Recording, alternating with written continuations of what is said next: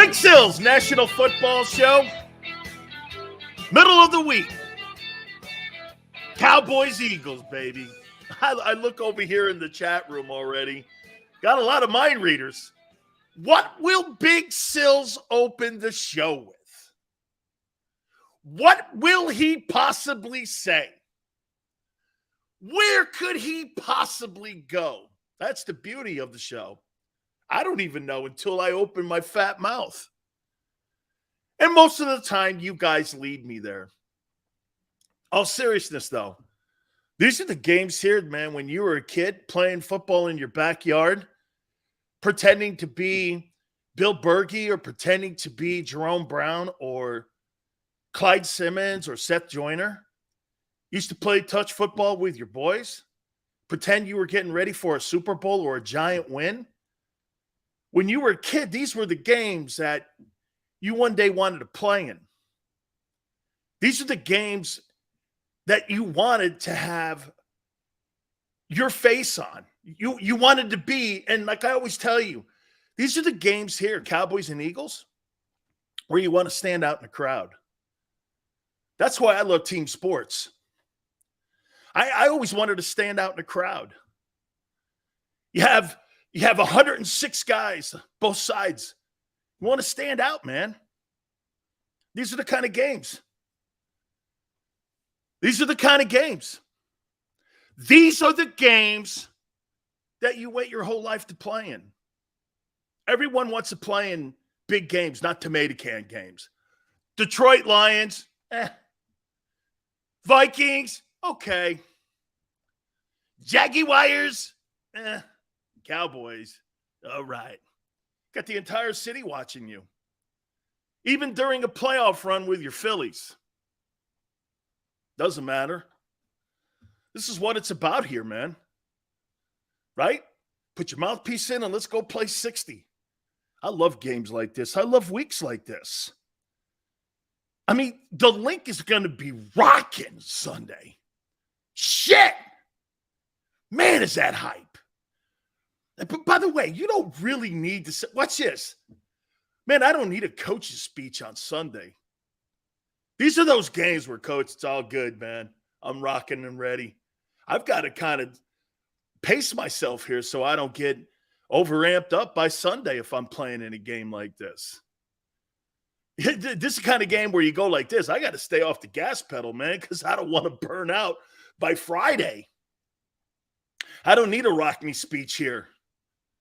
I don't need this, man. Cowboys, Eagles. What else do you need to be said? You know, when you played in big games in college, Florida, Miami, you know, or FSU, Miami, back when it mattered, and those games were for number one in the country, I didn't need Coach Jimmy Johnson giving me hype speeches and shit like that. I didn't need that. It was FSU week. Let's go play 60. Let's tee it up, stop lipping, and go hitting. Eagles, Cowboys. I say that this, you know, we had Merrill Reese on with us yesterday, and he doesn't think that this is going to be the most important game in Jalen Hurts' history of his career so far. And this is short history. It's got to be a defining moment, though. Beating the Jags and the Lions, it's part of the journey. You have to win those games. But beating the Cowboys defines you. To me, it would be like this. It would be, remember that coach John Cooper? That was a really great coach for the Ohio State Buckeyes, but he couldn't beat Michigan. John Cooper had a great win percentage at Ohio State. Bunch of 10-win teams. Couldn't beat Michigan, though. Shit, dude, you can't beat Michigan. What's the sense of playing the rest of the games? It's kind of filler. This is really going to be a moment for Jalen Hurts, man. How about this? Let's compromise. It's got to be a defining moment for him. I think we're going to look at him differently either way after this game on Sunday night. I don't think you can get around it. I get where Merrill's going. There's a whole boatload of football to be played, and he's right. But the team on the schedule is the Cowboys. Everyone knows this. It's most likely for the division. I do not buy the New York Giants. I do not buy it. We're going to look at Hurts differently, in my opinion. Good or bad after this game? I know I will. I said this as the close of the show yesterday, and I want to emphasize it again to you. You know, you guys think I criticize Jalen Hurts, right? And I tell you, I think he's improved, all this and that. We can go back and forth. You guys only hear 10% of what I say sometimes. But if he beats the Cowboys, and convincingly, what's left to debate? Jalen Hurts is he's systematically knocking down all the naysayers and all the doubters on the way to his bag of money. This is another step in that journey. And I'll be the first to stand in line and go, like I was with Lamar Jackson, I'm wrong. I'm wrong. I'm not there yet. I'm not near there. Okay? I'm not. I don't think he's a prolific quarterback. And I'll hang on that. And I'm going to make a point to you here. The nation doesn't think that. Here. You know, I was going to put my own list together, but then you'd call me a hater. Why don't we take a look at CBS's power rankings for quarterbacks? I took it off their website. Okay?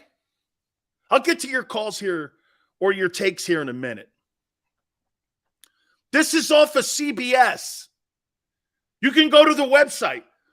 They have like the top 32. I'm going to only do the top 10 because I only care about the top 10. These are the top 10 quarterbacks as of today, according to CBS Sports. Number 10, Matthew Stafford, Rams. I don't really think he's having a great year. I think they need another weapon. Hey, you want to hear something? You know Christian McCaffrey? Don't be shocked if he ends up in Los Angeles with the Rams or with the Buffalo Bills. As we get closer to that trading deadline, November 1, Christian McCaffrey might be a Ram or he might be a Buffalo Bill. Carolina needs draft picks for the new coach. They don't need Christian McCaffrey. They need a quarterback. Christian McCaffrey doesn't help them. Be prepared for that. Christian McCaffrey with Josh Allen and Stephon Diggs, or out with Cooper Kupp and Matthew Stafford. Keep an eye on that. Number 9, Jalen Hurts, Philadelphia Eagles. So Xander's like, yeah, so McCaffrey can play 4 games a year in Los Angeles. Pretty true. CBS Sports has Jalen Hurts, the 9th best quarterback in the ratings and the power rankings for quarterbacks. Not Big Sills. Not Big Sills. Stafford 10. Wait till you hear the next one. Stafford 10. Jalen Hurts 9. Do you know who CBS Sports has as the 8th best quarterback in the league? He's played 1 game. Dak Prescott. Wait a minute. Sills? You mean this isn't your list? No, this ain't my list. CBS Sports has Dak Prescott, who played 1 game, and he was shitty in it, ranked ahead of Jalen Hurts' season so far. Gee, what is that? Number 7, Joe Burrow, Cincinnati Bengals. Number 6, Lamar Jackson, Baltimore Ravens. Number 5, Justin Herbert, LA Chargers, prototype quarterback. Number 4, Tom Brady, Tampa Bay Buccaneers. Number 3, Aaron Rodgers. Intermediate passing game's good. The problem with Aaron Rodgers this year and the passing attack of the Packers is the deep game. Number 2, Josh Allen. And the number 1 quarterback in the NFL is Patrick Mahomes. And you see the difference with this list is there's no quarterback on this list except Jalen Hurts that has more rushing touchdowns than passing touchdowns. And someone calls him prolific. Stafford 10, Hurts 9, Dak Prescott 8, Joe Burrow 7, Lamar 6, Justin Herbert 5, Tom Brady 4, Aaron Rodgers 3, Josh Allen 2, and Patrick Mahomes 1. Wait a minute. This ain't my list. CBS is telling you, Jalen's a good ball player. I got Dak Prescott ranked ahead of him, and he's played one game, and he was terrible in the game against the Bucs. Sounds like a Dan Sileo. Go over to CBSSports.com. It's on the front page. I looked at it and I went, wait a minute. They got Jalen Hurts 9th. He's some sort of like revolutionary quarterback.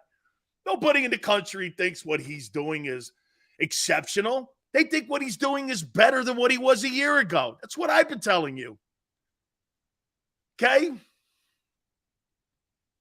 You call this content, Sileo? Yeah. Because you guys tell me that I'm hating. So is CBS hating on Hurts too? Or I'm not the only one that thinks this about the guy. Jalen is so good of a football player. Jalen is a great football player. A great quarterback? I don't know. He's 5-0. Who cares? Exactly, dude. Yeah, exactly. And you guys have taken advantage of the stiff schedule you have. That's exactly what you need to do. Yeah. Look at CBS. Hurts is the 9th. Where would you have Jalen? 1? Watch this. Would you take Jalen Hurts over Patrick Mahomes? Absolutely not. Would you take him over Josh Allen? Absolutely not. Would you take him over Aaron Rodgers? Probably, because Rodgers is 39 or 38, whatever he is. Probably. Okay, probably. Brady, probably, because he's 45. Okay, probably. Over Justin Herbert? No. Over Lamar? No. Over Burrow? No. Over Prescott? Yes. Told you that. Over Stafford? Yes. I would take him there. It's not bad to be in the top 10 if you're Jalen Hurts. They thought you were trash last year. You're in the top 10 conversation. I think that's a merit badge just in itself. Yes, over Herbert. This guy's got 14,000 yards, I think, already in 2.5 years of throwing the ball. You guys are out of your tree. You got a quarterback who has 4 passing touchdowns. You get nothing out of your passing game. 0. Give me a break. CBS is saying it, not me. Go to the front page. Go to the front page. Oh, and by the way, once again, do you think Hurts is in the MVP conversation? Pat, yes, I do. Yes, I do. Yes, Pat. Yeah. I think he's in the conversation. Absolutely. For sure. Absolutely. I definitely do. I have Hurts number 3. I'm sure you do. Hurts has 1,359 passing yards. What did you guys call Kirk Cousins' stats? Empty calories? Empty calories. Empty calories. You're a running team. See, I don't think you guys want to face who you are. You're a running team, and you're better at throwing the ball than you were a year ago. That is all you are. You're better. You're 5-0. Why are you crying about it? Hey, by the way, I got another guy here. Since CBS talks shit on your guy, how about Donovan McNabb on WIP doubling down today and saying that the Eagles are 2 to 3 years away from winning the Super Bowl? This guy has got a problem with Jalen Hurts. I don't think the Eagles are 2-3 years away. I think the Eagles have a chance to win the Super Bowl this year. At least get there. How about that? You heard what I said? Well, I said it in March that they're going to win the NFC and play the Bills. Hey, Colin Kaepernick took a team to the Super Bowl. Nobody's putting him in a top 10 list. And I think these guys play a lot alike. Colin Kaepernick and Jalen Hurts play a lot alike. Okay? They play a lot alike. He got to a Super Bowl. Stafford just won the Super Bowl too. Get it? I would say this to you. Yeah, Jalen and Kaepernick play a lot alike. Okay? So McNabb is going around telling everybody, hey, they're 2-3 years away. I'm sticking to my guns on that. This guy, man, 2-3 years away. That's back in McNabb's day when teams could stay together and there were no salary cap back then. In today's NFL, your team right now is who you are. You don't have – what New England did was remarkable, having that thing together for over 20 years. We all know that. Teams don't stay together. Look at how the Eagles fell apart after they won the Super Bowl. Look at how the Rams are falling apart. Most teams fall apart. Look at the Bengals. What are they, 2-3 now? So when McNabb says this, I disagree wholeheartedly. New England's done. Hey, Nick, after 22 years of dominance, yeah, I'd probably. I'll take 2 or 3 years of shitty football for 22 years of complete dominance. Think about what Nick just said. New England's done. Well, it's about time, don't you think, Nick? After 3 decades? Probably. Yeah. Hey, Nick, right. Kaepernick is trash. Got to a Super Bowl, took his team there. Was Lamar before Lamar? It's funny you guys say that. At least he got to a Super Bowl. And if the lights don't get turned out on him, he might win it against Baltimore. Okay? Yeah, whatever, JM. Your brain cells off. Gillette Stadium's trash. Yeah, why? Because they have all those banners up, right? Well, if they need to clean the place, they've got enough banners to do it with. 6 Super Bowl championships. Hey, we don't have enough blankets in here to keep people warm. Just use all the championship banners and all the AFC title banners. I think they could probably cover the entire stadium. Hey, are you cold? Why don't you use the 92 Super Bowl? Yeah, baby. Foxborough's trash. I know, man. Every time you walk by and drive by Gillette and you see those banners, everybody gets aggravated and upset. Burrow better than Hurts? Absolutely. Took a team to the Super Bowl last year, jackass. Who have you beaten? Kirk Cousins. Guy took the Cincinnati Bengals to the Super Bowl. Hurts is better than Burrow. Oh, my God. Hey, your boy McNabb still talking shit on Jalen and the Eagles. That's unbelievable. Totally is. Burrow's trash. I'll take him. He'll make $500 million here in about 2 years. Okay. I'll take him. I'll take him. I would never have Jalen Hurts as my starting quarterback if I'm building a team. Okay? Never would I have that. because you can't get anything to take advantage of today's NFL. Today's NFL is throwing the ball, not running it. It'll catch up. You do agree, though. Do we agree that this is a defining moment for Jalen? Do we? Do we agree? Defining moment. By the way, watch this. You got the best tight end. You got the best quarterback. You got the best O-line. I think you got the best running back.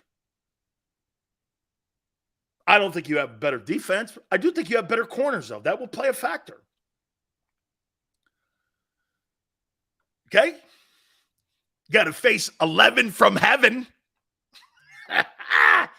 Boy, I'll tell you, man, you better pray to God that Mulata's playing against Micah Parsons. You better hope he's playing, because if that dude is going against Jack Driscoll, dog, it won't be friendly. You better hope Mulata is 100% versus Micah Parsons.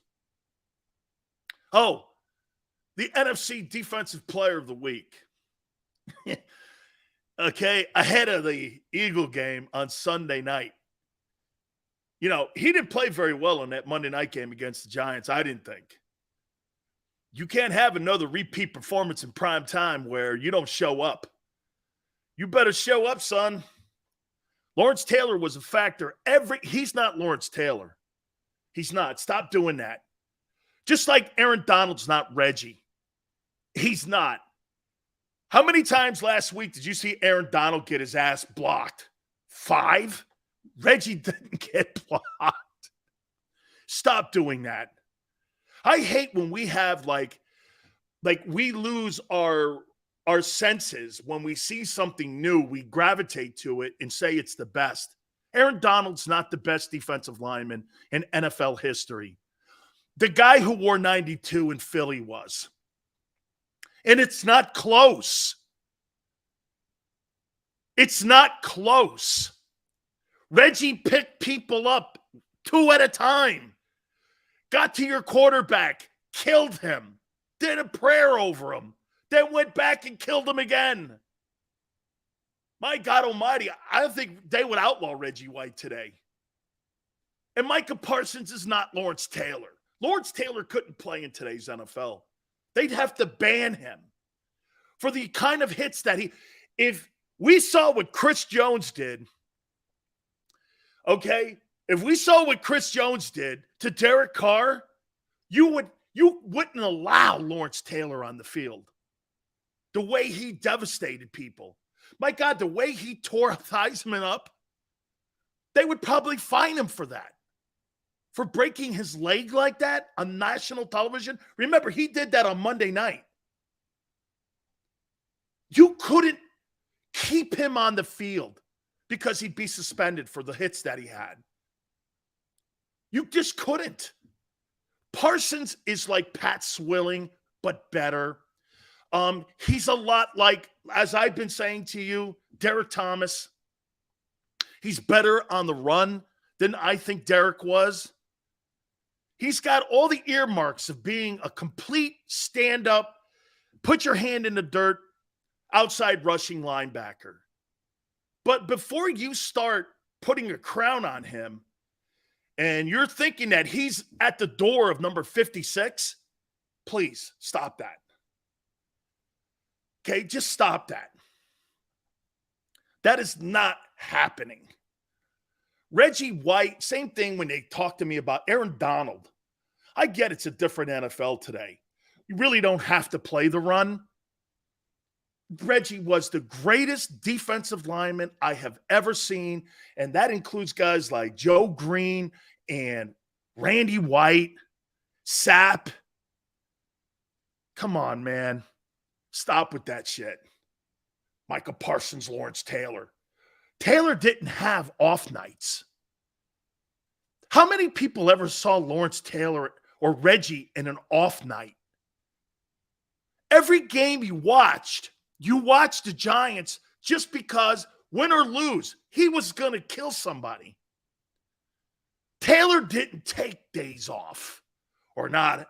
No impact. Lawrence Taylor could easily have 2 sacks. Same with Reggie. 2 sacks. Hit on the quarterback. Lose 21-19. Something like that. And you're like, damn, man, Reggie killed people. Okay?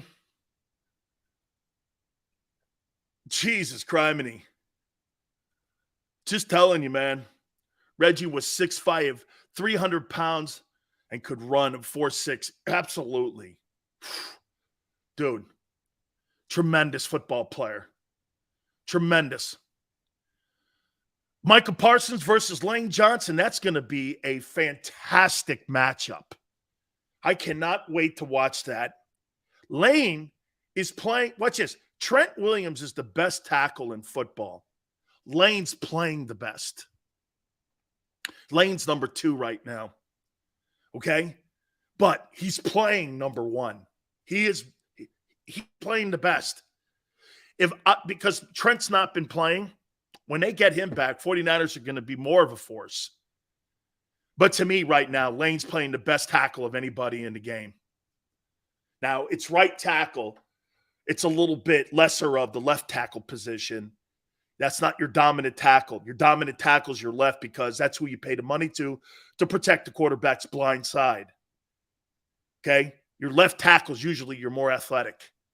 Your right tackle is usually your more dominant on the point of attack and running the ball. But Lane's doing both. See, here's what makes Lane Johnson so great. Most of the time at the right tackle position, that guy is really great at run blocking. And most of the time, right-hand teams, they run to that side with that right tackle. They don't usually run to the left side with your left tackle is a guy that's the best pass protector. But what you have on the right side with Lane is as good as any tackle in the left tackle position in the league as there is. He's got the qualities of both positions. He's a great pass protector, and he can run block. That's what makes him special. Most of the time, you don't have that dual threat tackle at the right spot, but he is. And to me, I'm not putting Micah Parsons on him. I'm putting Micah Parsons on the 70% Jordan Mailata. Why would I put him against the strength of the Eagle offense? Does that make sense? Why would I do that? Why would I put Micah Parsons against Lane Johnson? And you heard Brad Sham yesterday, the voice of the Cowboys. One of the things that Dan Quinn has done, they've created a defense to move him around at certain positions, and they're going to find the weakest link, which usually means the guy who's the most injured. They may line him up over Dickerson. They may line him up over Jason Kelsey. From Sayamalo all the way over to Mailata, the line is injured and nicked. I don't know to what extent. I'm saying to me, that's my attack. I'm not lining up my best pass rusher over the guy who's playing the best football. What kind of common sense is that? I'm going to put him on a guy who's missed a week of football and has a shoulder injury, and I'm going to get out wide on him, and I'm going to rush the shit out of Jordan Mailata. That's what I do if I'm Dan Quinn. We're going to find out right away if Jordan Mailata is healthy or not. I'm going to run games, twists, every single thing that I could come up with. And let me put this here about something that Micah Parsons is involved in right now. You got to remember something. You know who Dan Quinn is too, right? He created the Legion of Boom. He put that Legion of Boom together with Gus Bradley. Gus Bradley and Dan Quinn put that Legion of Boom together in Seattle.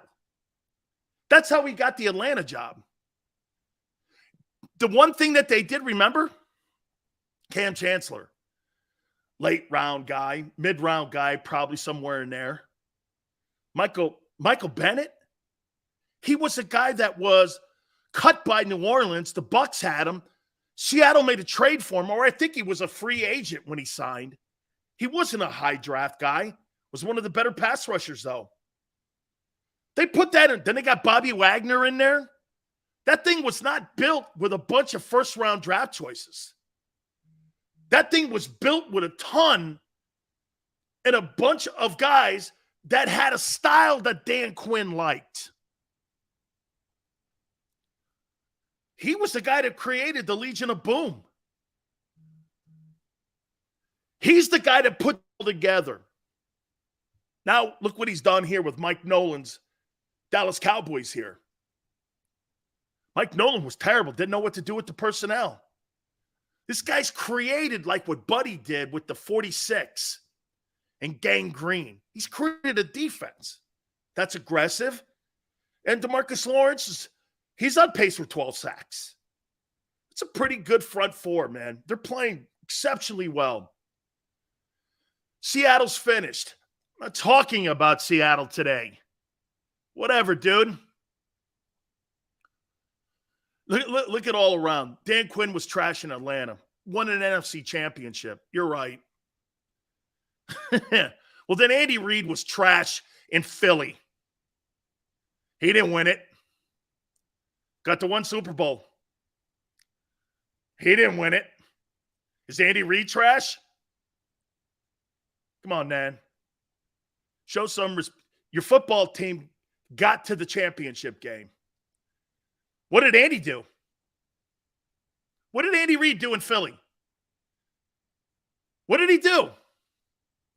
In your eyes. In your eyes, what did he do? What did Andy Reid do in Philly? Nothing. That's your takes, not mine. I think Andy was exceptional in Philly. But if you're going to see what most people do today, it's funny too to listen and watch it. You'll look at a guy and say that guy was horseshit, and then you can't apply that to your own team. Like when you go look at this, you go, well, Dallas is really overrated. Well, what makes your schedule any better than Dallas's? What, you got one more win than them? They play horseshit teams too. At least they play Brady. At least they play Brady. You got to apply the same knowledge in the same respect or that's probably what you don't have. You don't have respect for people and what they do. Like I look at Jim Kelly going to 4 straight AFC championships and winning it. Something you'll never see again. But you have no respect for it. The thousands of hours it took. You see look at your team. Your 17th team fell apart in 18 months. So much so in 4 years later, from winning that Super Bowl, you won 4 ball games.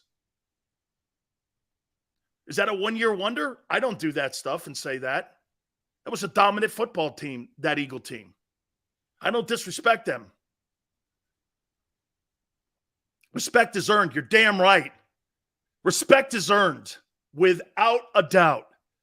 And beating the 1-4 Lions is not going to get me to sit here and go, you're the best team in the NFL. Or your quarterback's elite. Because he's got a bunch of passing yards and no touchdowns. That's not going there with me. Patrick Mahomes and Andy Reid, what they're doing in Kansas City is awesome. Constantly making it to the conference championship game, putting himself in a position to win Super Bowls. Beating the Jags.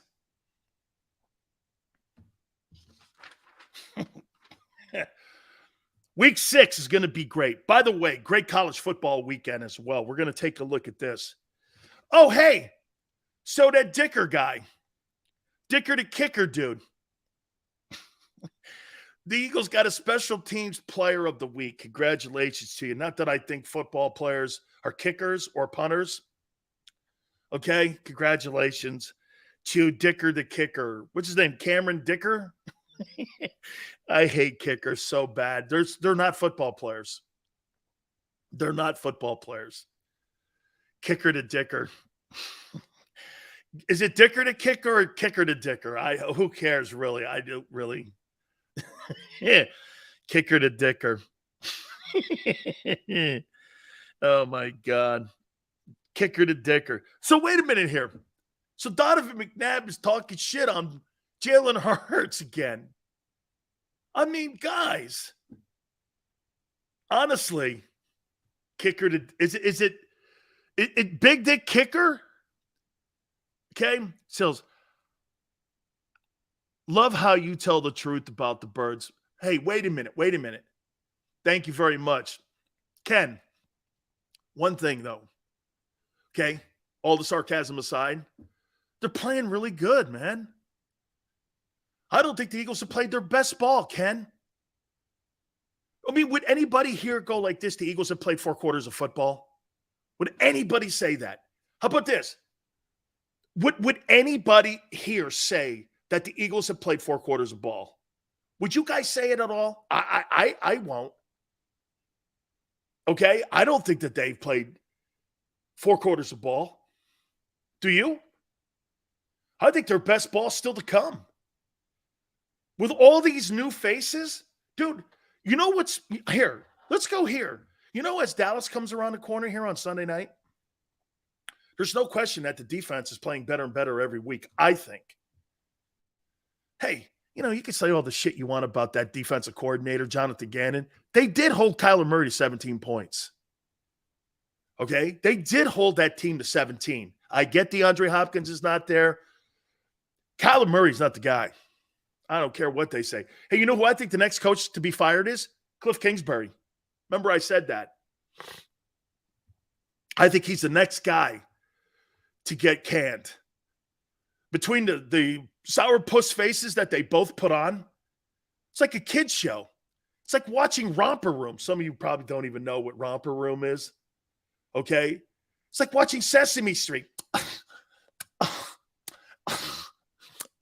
I can't tell who's more of a baby, Kingsbury or Murray.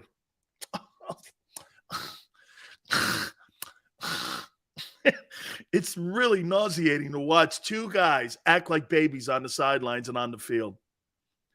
Here's Kyler Murray. Oh, and here's Kingsbury. Oh, God. Oh, we gotta. It's like, Jesus, criminy, man. Right? I mean, can you be any more of a baby than those 2 dudes? McNabb is a squid. McNabb is petty. He'll always be petty. T.O.'s right. I had to give T.O. an apology, and I gave it to him. McNabb is a worm. He's a worm. What has McNabb ever done? He a hater. We don't fool with him. Dan, where the hell? Let's see here. McNabb is the dude, number 5.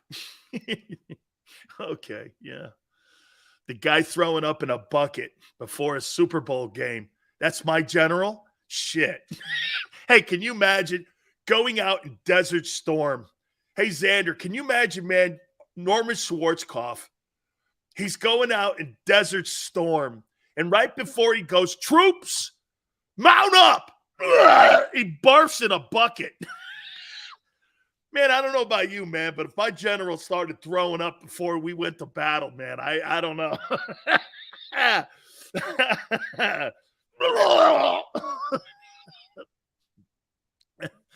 Hey, guys, are you ready? Oh, Jesus. My God, this guy throws up in a bucket. Who throws up in a bucket before the Super Bowl when you're playing the Patriots? I mean, hey, guys, this is going to be a defining moment for us. We have worked our ass. I'd be like, okay, this ain't working. I bet that was a real, hey, I bet that was a real buzzkill when they heard their quarterback barfing in the toilet. Had to be. Had to. Can you imagine getting all jacked up and your quarterback's in the toilet and you can hear the echoing of the barfing? Phew. I don't know about you, man. Hey, where's General McNabb? He's in the toilet barfing. What? He's in the toilet barfing. Oh, man. Yep, there he is. Mr. Philly, barfing in the toilet in a bag. So every time McNabb gets in big games, he's got to have one of those like airplane barf bags. Oh, man. McNabb was hungover. I can only hope. He had the flu. Okay. Thank God. Oh, man. General McNabb. Where is he? He's in the toilet barfing. Oh, okay.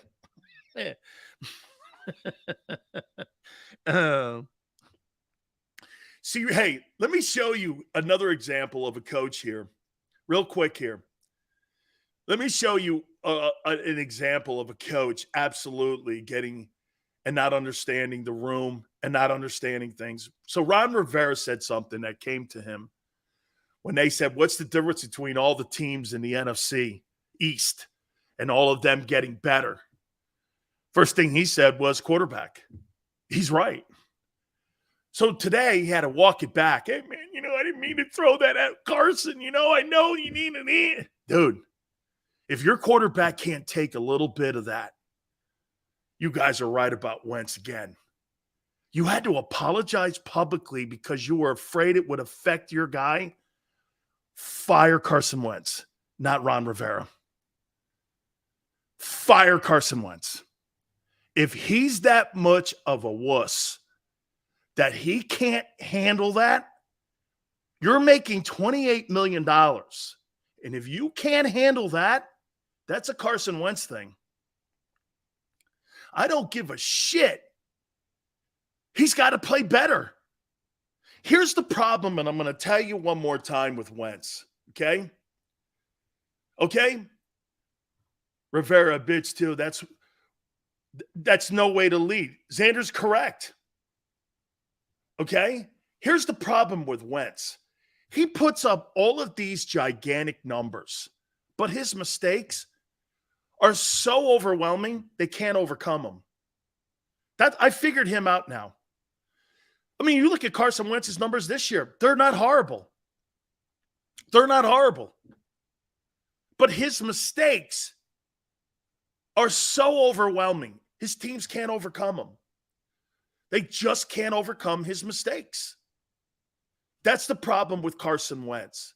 By the way, hour number 3, the former defensive coordinator of the Dallas Cowboys during their Super Bowl run, and the former head coach of the Bears and Dolphins, Dave Wannstedt from Fox Sports, will join us. That'll be at 5:30 Eastern time, and we'll get his thoughts on what used to be one of the great rivalries between Jimmy Johnson and with Buddy Ryan. Those were some great ball games between those two teams, man. They were absolutely spectacular. Spectacular games. Yeah, Commander Wentz, dog. Okay? Commander Wentz.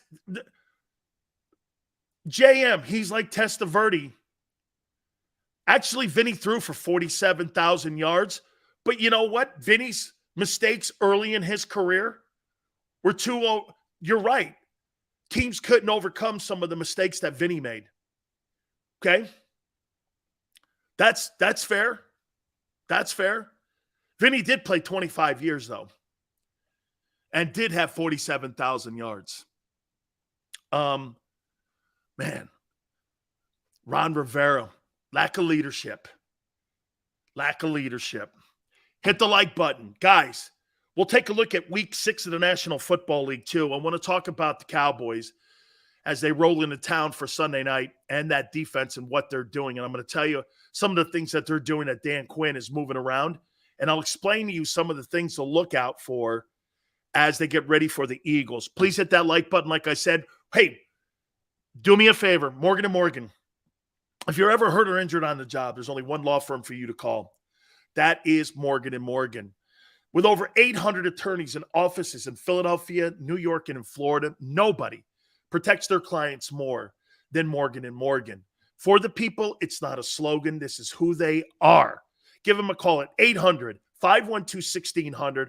That's 800-512-1600. The call is free. The consultation's free. No case is too small. No case is too big, and they'll never be intimidated. 800-512-1600. And when you call Morgan & Morgan, do me a favor, tell them Big Sil sent you. When choosing a lawyer for your injury case, you may ask, does the size of the law firm matter?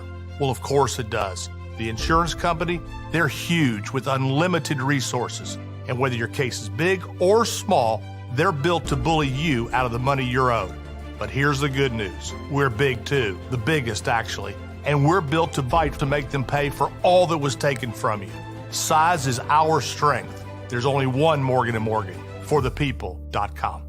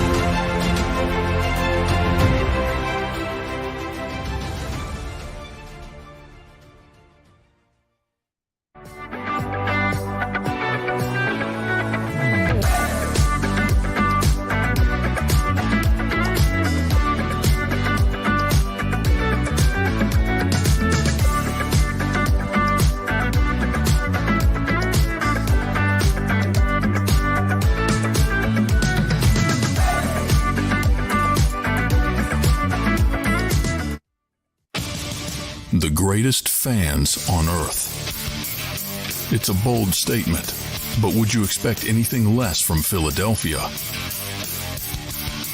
58 years of heartache creates a toughness, a grit, a resolve not found in most. Sure, our prayers were answered, but now that we've had a taste, we're looking for more. Pondley Hockey, official partner of the Philadelphia Eagles.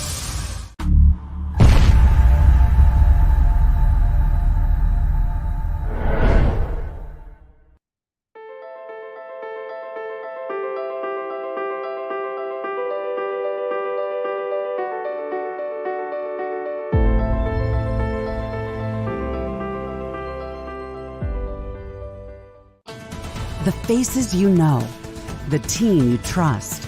The Delaware Valley's leading news program, Action News. Go for the beers, go for the cheers, go for the hit and the hits. Go for the scene, go for the screens, go for the gallery, go for the win, go to Ocean.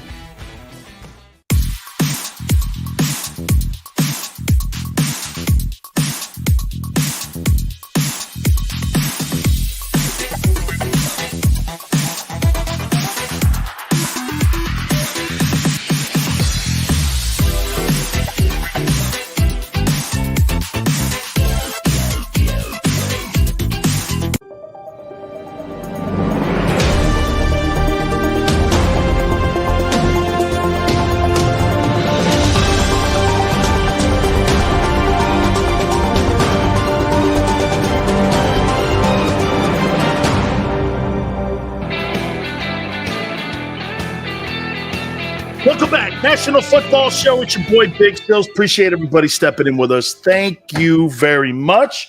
Dave Wonstadt, now we're number 3 at 5:30 Eastern Time. Oh, yeah, Devontae Adams, boy.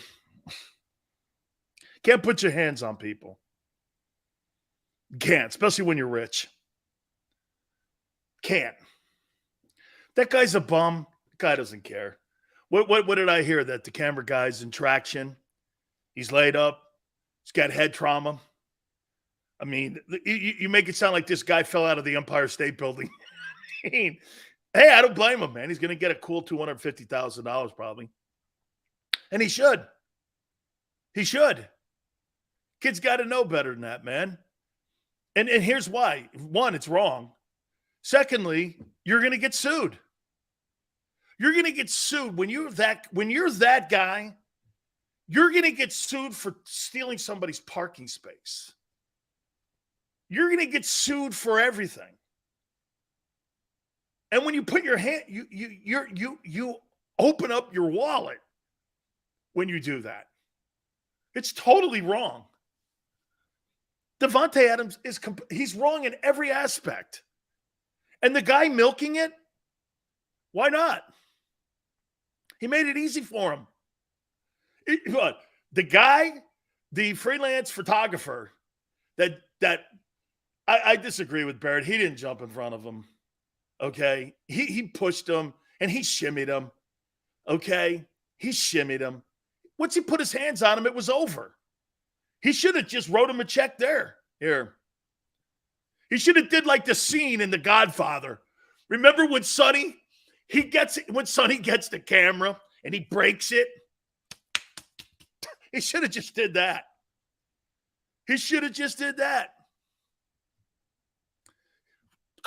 Don't put your hands on people. Rich folks should know that. Dude, if that guy's a bum, no one cares. That guy's a streetwalker. That guy don't care. This guy's walking around probably like this now, too. He's like he's got palsy. And his attorney's going, no one's watching.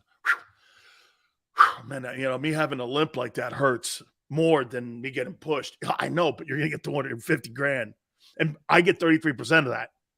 Oh, yeah, that's right. So what was he charged with? What did they charge him with? What did they charge? What is it? Assault? Misdemeanor assault. Oh, man. Oh, unbelievable. Adams can afford it? Well, put your hands on people, man. He's 100% wrong. And the guy's milking it, so who wouldn't? Davante Adams, it'd be like Trump pushing you. Shit, I would fall down and go into seizures. What do you want? Well, I want a free apartment at Mar-a-Lago.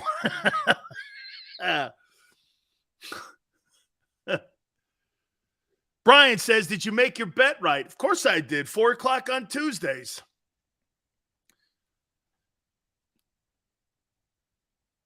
I mean, right? Hey, dude, what's wrong with you? I got head trauma.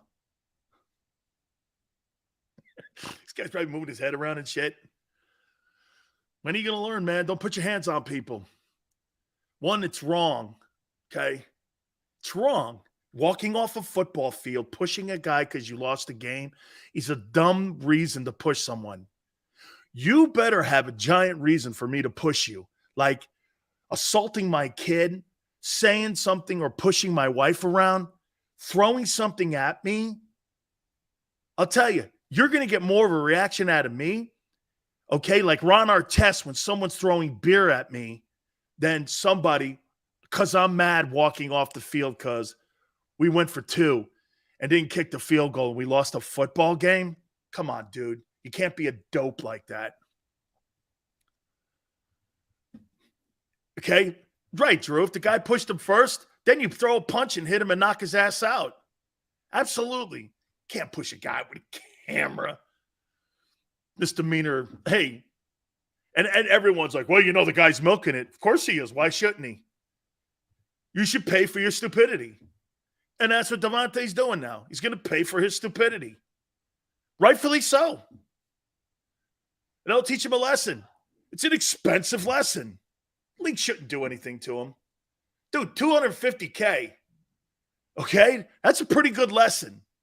But you know what? Because the league, they go by the winds of social media and all the snowflakes on it, they'll probably get a game. Suspended. Yeah, because the video. There was no video. This thing's probably not a story. Just like Ray Rice. There was no video in the Ray Rice story. Ray Rice would have played again. Remember, the commissioner came out with 2-game suspension, but then a video popped up. And that video popped up, and that was the end of him. We got video today. You can't do that shit, man. People got the cameras now. They're going to take shots of you. You know what I'm saying? If Sills came to the link, that would be lit. Stephen, let's work on it. We'll work on it. I swear to you. Okay? Xander, hey, by the way, Xander and Big Joe, it's not on them. It's not on them. They've tried getting Big Sills to the link. It's me leaving the man cave and the Dan cave. It's not on them. It's not on them. So don't blame them. They've offered numerous times. Okay? Let's work on it. Let's work on it. Let me get in a good place. Sydney, Dan does love I do love the Dan cave. I love it a lot, man. It's my oasis. Like, if I never had to leave my house and there was a moat around it, I would completely never leave it. Okay? Sills, did you really pick Dallas? Absolutely not. Wait a minute. Blow. Why would I pick the Cowboys? What do they have that's besides Micah Parsons, where you see the Cowboys are better than Philly? Where do you see that? If I'm down on who the Eagles have played, why wouldn't I be down on almost the same type of schedule? They got actually an easy, I don't know how. Hey, by the way, how did that work out? How did the Cowboys get an easier schedule than the wild card team that was in the NFC East last year? You know, the Eagles are like 31 or such. The Cowboys are like 32. At the beginning of the year, the easiest schedules. How did the Cowboys get that? Usually the division winner has a little bit more. Well, they did get the Bucs, I guess. I guess they got the Bucs. But still, their schedule ranked out easier than the Eagles' schedule. How did that work out? It's the Cowboys. You got to try to mow their lawn to get them to the Super Bowl because they know, get this, the NFL. You know what the NFL does every year? They try to make it as easy as they can for the Cowboys to get to the conference championship. They just haven't been able to. This game on Sunday night is going to be the highest rated football game probably in the last 15 years. Cowboys, Eagles, 9-1 between the two teams. Come on, man. That Rams game got enormous numbers. What is a divisional game and a rivalry game at Lincoln Financial in Philly? Because let me say this to you. Hey, Texas Stadium or AT&T, whatever the hell they call that thing now, that's not the same environment when you got Eagle fans. See, you could put the Eagle fans, you ready? You could put the Eagle fans, you could bring them to the Vatican and they would make that place loud. Okay? It's not the stadium. It's the people in the stadium. Like Bills fans, Bills Mafia. You really think they need Ralph Wilson Stadium or whatever the hell they call it now? They don't. They're a great fan base. Vet, Lincoln Financial, Franklin Field. Does it matter? Does it matter? Do you guys give a shit where you see your Eagles play? You could see them in a parking lot. And that place would be off the chain. Right? Oh, the link. Hey, it's not the link. It's the thing that I told you I love the most. It's the fan base. You guys don't need Lincoln Financial, the Vet. You guys made the Vet. You made Franklin Field what it is. Okay? All those UPenn teams back in the 20s, Bednarik, the Eagles Giants, then the Vet, Lincoln Financial. Sure, okay. It's not the link. You've adopted the link, not the link adopting its fans. Okay? You guys make that place roll. You guys make that place rock. Okay? You do, man. You do. Buffalo Bills can't run the ball. No, but they can throw it. Yeah, that's something you can't do. Okay? That's something you can't do. Those guys actually throw for touchdowns. Like Mahomes, 4 in one game. Jalen, 4 all year. Man, I'll tell you what, I hope he gets a touchdown pass this game.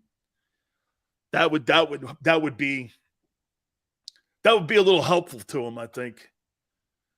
Link is special. Really? The people in the link make it special. What's special about it? The $10 beers? Or the fact that there's 2 reasons that it's special. It's in Philly, and the fans make it. You guys make that place. You are the engine that runs the Eagles. The fans are the engine. Did you see? Hey, here's the greatest example. I've never heard Glendale that loud.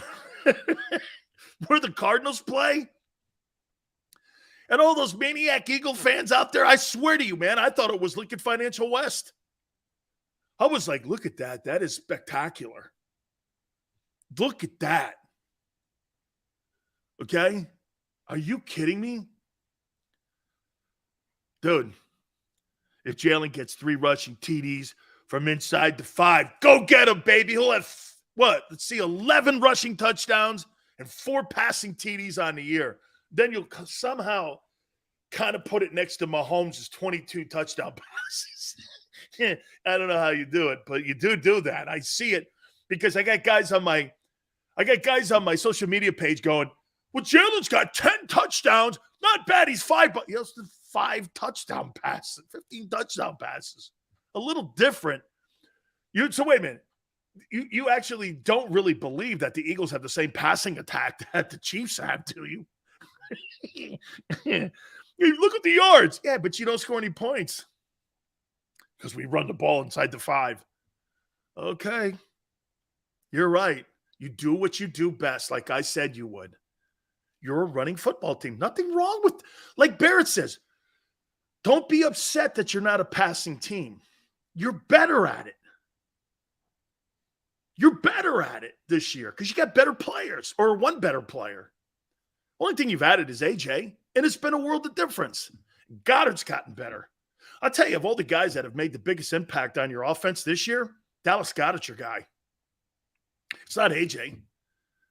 He's a mismatch. So, too, he's a nightmare. He is a nightmare, but Goedert's your best offensive weapon right now. He's your best weapon. That guy, when he catches the football, dude, I mean, Zach Ertz was looking for a place to land soft. Dallas Goedert, man, has a nose for the end zone. That guy's looking to score every time he gets it. Okay? Sills, the Link, or Gillette Stadium. I don't really think much of Patriot fans. Okay? I think they're good. I don't think they're great. They get upset when you start talking shit on them. But guess what? They are now. Who was that quarterback back in the day that what? You know where the Patriots are now? They're back into Steve Grogan. They're back into Steve Grogan days. Okay, they're back into Steve Grogan. Remember the guy who used to wear the horse collar? He used to wear the horse collar, get up there, play quarterback, Steve Grogan. Zappy, the QB. Frank Zappa, Moon Zappa. Moon Zappa, hour 2 coming up. Please hit the like button. We'll take a look at that Cowboy defense and how I would attack the Cowboy defense if I were the Eagles. Please hit the like button. Hour 2 coming up. Don't forget, in hour 3, Dave wants that from Fox Sports at 5:30 Eastern, former DC of the Dallas Cowboys. Keep it here on the National Football Show. Go to get your game on. Go for the beers. Go for the cheers. Go for the hit and the hits. Go for the stakes and the stakes. Go to get your parlay on. Go to get your party on. Go for the scene. Go for the screens. Go for the gallery. Go for the win. Go to Ocean. Visit theoceanac.com to plan your visit.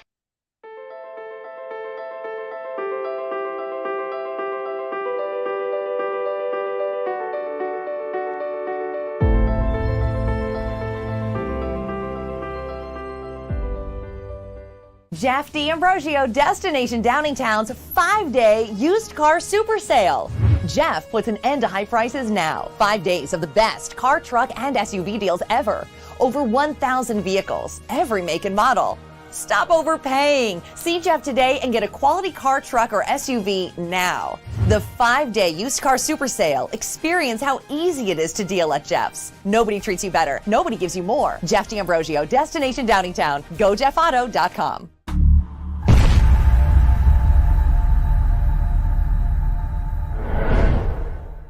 Score and save this football season on your car insurance. Before the next game, save up to 40% on your auto insurance policy. That's right, 40% savings. Call an Audible this season and contact the Del Val Insurance Group. They're an advocate for you, not an insurance company. That means they'll get you the right coverage and save you up to 40%. Call managing partners Fran or Jim of Del Val Insurance, 215-354-0122, or score and save at dvigi.com. dvigi.com.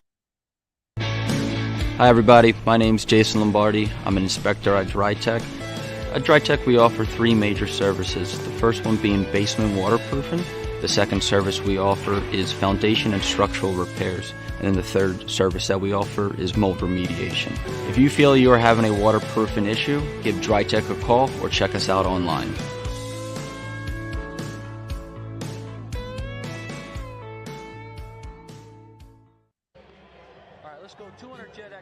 Over the last 17 years, we've built a reputation of growing award-winning teams across the country. Staffing is not easy, but that's what we do every day, all day. The key to our success is storytelling, asking the right questions to find the right people. Hi, I'm Gary Kane, president of Kane Partners. We want to be your staffing partner.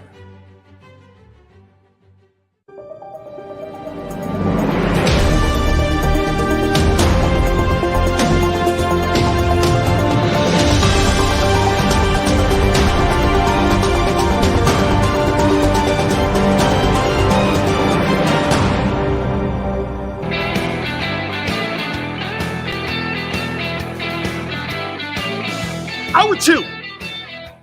National Football Show, bottom of the hour. You know what we'll do? We'll take a look at week 6 of the National Football League. And I think it's going to be a hell of a week. By the way, excuse me, great week in college football, too. Sills won't be happy if they win. He'll say, congrats, you beat a backup quarterback. How do you know what I'm going to say, Kyle? You watch. Now we got mind readers in here. Hey, I wish you could pick me lottery tickets. Okay, the only way Big Sills doesn't show up tomorrow for tomorrow's show is if I hit the lottery, because I promise you, if I hit the lottery, you think I never leave the Dan Cave? I'll get an island, move to it. You'll never see me again. Trust me. That's who I am. Okay? That's who I am, man. Hurts has the same 67.9% as Aaron Rodgers. You're comparing Hurts to Aaron Rodgers. Wow. Sills, Chiefs, or Bills. We'll talk about that, man. What a game that is. Dude, electric quarterbacks. Electric. Holy cow. I can't wait to watch that thing, man. Bama on upset alert. You think? Alabama. Watch this. Let me show you what team. Hey, Xander, I was talking to Xander about this. Okay, you ready? Hey, man. Hey, very cool, man. The throwback jersey. Very good. Thank you very much. I did retweet it. Hey, so this is what Bama does with Tennessee. Tennessee's like this now this weekend. Oh, my God. It's Bama. They're rolling into Neyland Stadium. Here's Alabama. You mean another big game? Hey, Xander, watch this. Yeah, we're in another big game. That's why I tell you guys, 5-0. This is how Bama would act at 5-0. It's rat poison. 5-0. Bama would look at 5-0 and go like this. Do you know when you're a great football team, you don't even know what your record is? When I played at Miami, and I lost one game in 3 years, and You didn't even know what your record was sometimes. You were just killing teams every weekend. Didn't matter. You weren't going to beat us. You just weren't going to beat us. That's what good teams do. They don't do this. Did you see that performance against the Lions? Did you see that performance against, seriously, against the Commanders? Yeah, I did. Yeah, I did. Okay, yeah. Oh. Okay, hey, really, act like you're a champion here, man. So again, bottom of the hour, we'll take a look at week 6 of the NFL. Some really great games. How would you attack the Cowboy if you are, and we'll do it vice versa too. If you're the Eagles, how would you attack the Cowboy defense? What would you do? How would you go after them? Okay. Let's see. JM goes, how did that attitude work out against Penn State? Well, here, let me see.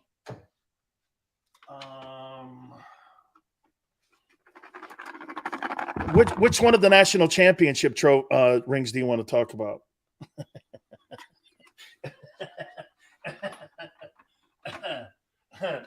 Any one of the national championship trophies. And remember something, when you beat us, it was a highlight of your life. It was like dating a model.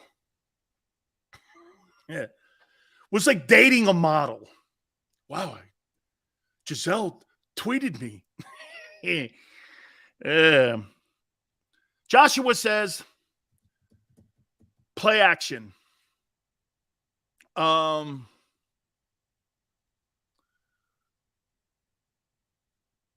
Swing Dickerson out and let him hit Parsons all night. Which model? Giselle? Wait, I shouldn't say that, man. That's very cool, right? Guy's going through issues. Not good. Here's how I would do it. If I'm the Eagles, man, hey, why would you pass the ball a lot in this game? Now, look, I get on Jalen for not having a ton of passing touchdowns. This ain't a game for it. Don't give those two DEs opportunities at rushing the passer. You got to be third and short against this Cowboy defense. They're going to be active, and they move around a lot. Let me tell you what they do on that defensive side of the ball. Dan Quinn's notorious for this. There's going to be a lot of run stunts. Which means they're going to gamble. Which means they're going to gamble a lot. Okay? They're going to gamble. You're going to get them where everybody's blitzing, and you're going to get a Miles Sanders 25-yard breakaway run, something like that. Just keep pounding it. Keep pounding it. Why would you do this? Why would you drop back 30 times in a game like this? Unless you're behind. Then you're in trouble. If you're behind and you got to throw the ball 30 times against Michael Parsons and DeMarcus Lawrence, you're in trouble. You'll be in trouble. Okay, because that feeds into the strength of that defense. I don't really think the super strength of that defense is stopping the run. And the strength of the O-line, now nicked up, okay, is the running game. And get this. You want to hear something too? And I know this is not going to be conventional. This is why the problem that I had with running the ball last week so many times, I wanted to have Jalen run the ball that many times against Dallas this week. Okay? Not last week. Kyler Murray ran the ball 4 times. That's kind of what you need to do on a normal basis. Not 15 times. But against Dallas, Dallas is not great against the run. You can get them because, what do they want to do? They want to pin their ears and rush the passer. That's what they are and who they are. We'll take advantage of that aggressiveness. See, Dan Quinn is aggressive, right? We all agree. Dan Quinn's aggressive. Take advantage of it. Counter trays, jet sweeps, guys over pursuing. What's the one thing when you watch? Remember something. Go back and watch some YouTube on Lawrence and Michael Parsons. What's the one thing they do? They don't get as deep as the ball. When the play goes away, they come down the line of scrimmage more so when they're flat. The key on playing against run teams that know how to do counter trays, that's one thing Kyle Shanahan does in San Francisco so well with Deebo Samuel, is that they run that counter tray and they run them jet sweeps, because over pursuing and over aggressive defensive coordinators, they take advantage of that. Kyle's pretty smart on that. You can't just look at the players. You got to look at the coordinator here. And as much as we get on Jonathan Gannon is more of an underneath guy. He's not going to put his defense in a position. Dan Quinn will. Dan Quinn will put himself, draw plays are great, Ron. Against an aggressive team that likes to run the rush the passer, draw plays in middle screens, jet sweeps, counter trays, all that shit's great against a defense like that. And the Eagles are built for that. Dude, turn it into a slugfest. And then what you're doing is this. What's the most important thing with that style? You're making Cooper Rush beat you. Cooper Rush can't beat Philly. He cannot beat Philly. But that team can. That team can beat Philly. If everything falls right for them, they can. And poor coordinating by Gannon and Steichen, all of that. Coaching is going to be an essential part of this thing here. It's a chess match. Go to use their aggressiveness. If I'm sitting in a team meeting with the coaches, I'm sitting here and I'm going to go like this. I think we should take advantage of Dan Quinn's aggressiveness. How many times have we seen that kid Diggs get beat because he's out of position? Okay? Because he's out of position. We see that guy get beat all the time. But then he'll come up with turnovers. What is the two things that the Cowboys are doing this year that win ball games? Turnovers and sacks. Turnovers and sacks. Turnovers in the passing game, sacks in the passing game. That's how they're winning ball games. Easy. Cooper Rush had 16 attempts last week. That's not a remedy to beat anybody. You're not beating the Philadelphia Eagles at home with 16 passing attempts. It's not happening. You can run off the scoreboard. You can run off the scoreboard. Philly put 25 on you, and then get this. Philly put 25, 26 points on you. Have that in the second quarter, game's over. Game's over because Rush will not be able to come back and win. He's not going to lead a comeback against the Eagles at Lincoln Financial on Sunday night. No way. They got to get a lead. They got to get a lead on them.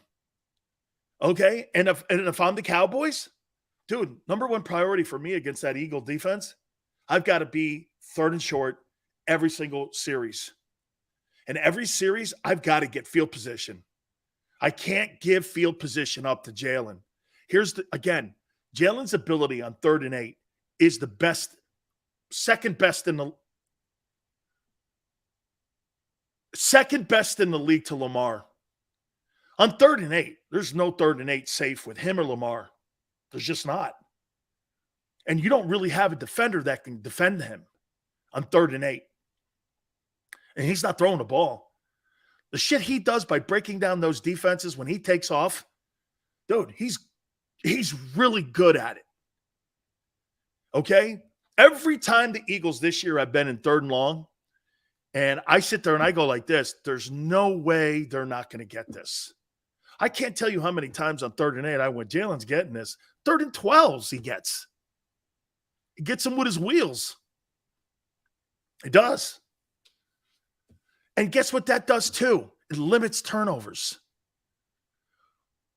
Here's the one thing that I'll give you on what this unique offense is.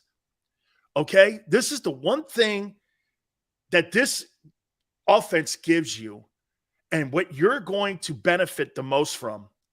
When Jalen Hurts runs the way he runs like this, especially on 3rd down, the chances of you having a turnover are limited compared to a passer who's a drop back guy on 3rd and 12. It's like a dunk shot versus a jump shot in basketball. The jumper is a low percentage shot. What would you rather have? That's why I always tell people, 2 minutes left in a ball game.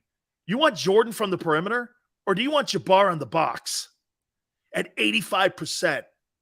He ain't missing that dunk or sky hook. And if you put him on the free throw line, he's an 87% free throw shooter. You're not beating Jabbar with 2 minutes in his prime. You're not. He's 2 feet to the basket versus 20 feet. What do you think is a higher percentage shot? When a guy runs the ball versus throwing the ball on 3rd and 8, who do you think has a better percentage of not turning it over? The running quarterback. That's what's really been an essential part of the 5-0 record. Look at the limited turnovers they have. The Eagles have to be one of the best teams in turnover ratio. That's what's winning for them. It's not the numbers to AJ or the rest of this shit. They don't turn the ball over because they run it. And they run it mostly on 3rd down. His ability to pick it up, okay? His ability to pick that 3rd down up has been a key, okay? You act like he never passes on 3rd down. Dude, he makes more critical plays on third down with his wheels than with his passing. It's a fact. Watch the game. My God almighty, you're so blind to what I say because you want this guy to be Josh Allen. He's never going to be that guy. He's never going to be Patrick Mahomes. But that doesn't mean he's not going to win his style. Okay? There's just not a high ceiling for running quarterbacks. Never has been in 103 years of the league. Okay? Dallas is going to struggle, in my opinion, stopping him when he takes off on 3rd and long. Every team this year has struggled with Jalen Hurts taking off. Okay?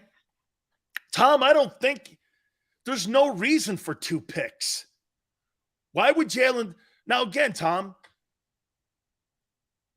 the Cowboys gamble a lot. They may come up and jump routes on him. But Jalen may also have 2 touchdown passes in this game. It wouldn't shock me to see Jalen with 2 TD passes and 2 picks. Okay? Depending on what the score is and where they are in the game. Okay? Dank goes, I agree on this one, Sills. He has the ability to pass on 3rd down for sure. But he is so dangerous, Dank. Dank, and I'm not saying he can't pass on 3rd down. That's not what I'm saying. JM's just an idiot. Okay? You're totally right. He's gotten better at every single sequence in the series. 1st down, 2nd down, 3rd down. I've never said he hasn't gotten better. He totally has.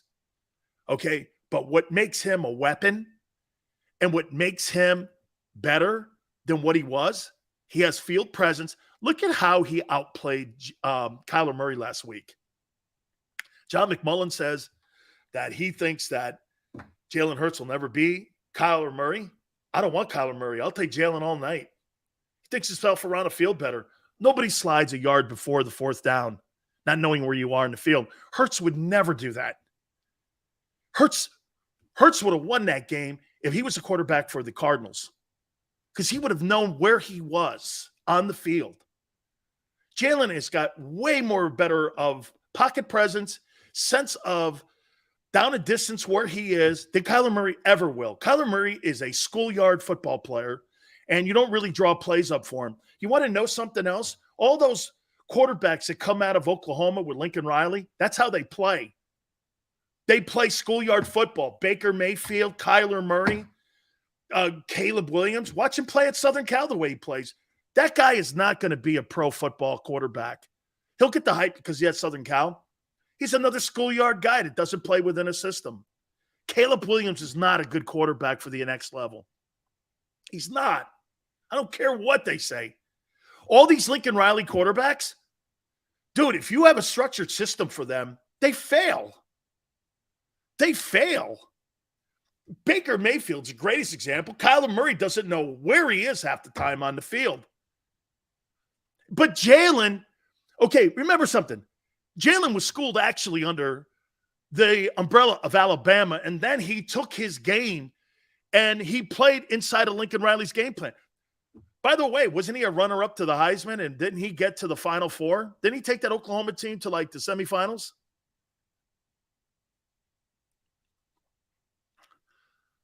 Jalen has great awareness. He does, man. And that his best, I would say this, Rage, his best is clearly when he's on third down and long. Okay? And he limits the turnovers. Hey, could somebody do me a favor?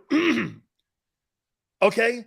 Can somebody do me a favor? How many turnovers totally does the offense have with Philly this year? I'd like to know that number. I'd like to know that one stupid tipped interception. I hate that. I hate how that goes against the quarterback. He should have one less INT. It was a tipped or something, I remember. How many turnovers do the Eagles have this year? It can't be high. They've got to be leading the league in that. They've got 2 turnovers? Shit. Does Sanders have any fumbles lost? I mean, 3 to 4 turnovers? Man, that's great. That's why they look great. The no fumbles for Sanders. Get this, guys. This is the one thing here in why they're so productive on offense. Because they limit the opportunity. Look at that here. Guys, thank you. Hey, dude, 2, 3, +9 to ratio. Ron, exceptional. Look at the way they ran the Cardinals off the clock and out of the stadium in that last drive. They didn't really throw the ball. They ran the clock down. Some limited passes. They limit their chances at high percentage plays on turnovers. You don't see a lot of – you know what? Can I tell you this? And I probably should be fair to it. Why do you think Jalen Hurts doesn't have a lot of touchdown passes? Because they don't try for him. They're not asking him to do that. That's not what they're doing. The Quez Watkins play sticks out in my mind with him running down the seam in the Vikings game, right? They're not asking him for a lot of +25 plays. That's not what they're doing. A lot of slants, a lot of turn-ins, right? A lot of wheel routes, shit like that. 15-yard ins, outs, trying to find the loose space, in the secondary. They're not looking for +25 plays. They're not. That's not how they're throwing. By the way, guess who does that too? The guy in Tampa made a living doing that. You don't really see a lot of +25 throws from Brady. You never have. 1 year or 2 years with Moss when he had him in New England. Most of the time, it's dink and dunk. It's to Fournette. It's to a tight end, which he's massively missing Gronkowski this year. And it's slant patterns. He'll throw a couple down the field because Mike Evans is a really good wideout. Okay? But you're not going to see a lot of +25 throws. You're just not. That's not. And JM, you're right. That's why they won the Super Bowl, JM, is because remember the one thing that Bruce Arians' motto was? No risk it, no biscuit. Dude, that's not how you win Super Bowls. Brady's got the formula. Tight end, slants, seams, slots, backs. He's made a career out of that. Why wouldn't you? They are in Philly. There's no reason to throw. Plus, that's why Quez is quiet this year. You don't see a lot of +25 plays. Like I said, the one that sticks out the most to me is the one that they threw in the Vikings game to him. Wide open. Wide open. Okay? That's not who they are, though. But doesn't matter. Brady's not that guy. Brady's not that. He's not that guy either. So you, Brady, Rodgers does that. And I don't think Aaron does that because he has low turnovers in his career. You look at all the great quarterbacks, they're not whipping the ball down the field 25 yards, 30 yards. They may throw 2 shots at it. You want to know something too? This is why I think Josh Allen's offense with Ken Dorsey, I think it's got a lot of risk to it because they do throw plus 25. And you do see, watch this. How many times have you seen a Josh Allen line like this? 356 yards, 4 touchdowns, and 2 picks. He has a lot of picks because it's a high turnover offense. Well, you better have a quarterback like Josh Allen who can throw you out of trouble. Because if you don't, you're in huge trouble. That's how the Eagles are playing. It's a really smart system. And it fits Hurts great because you know why? Hurts is a savant. What I love to say about quarterbacks and the guys who are the best are the smartest guys on the field that can process the information. And that's totally what's happening here.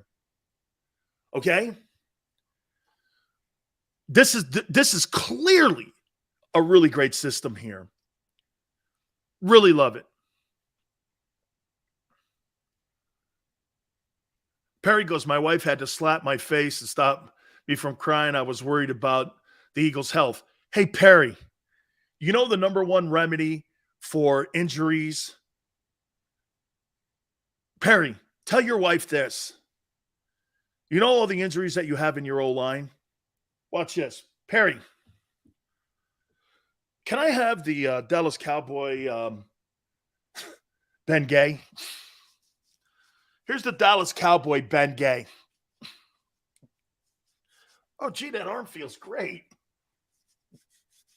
Hey, wait. A little more, Perry. A little more Cowboy Ben Gay, please. Wow. Look at that thing. Holy shit, man. Look at the shoulder.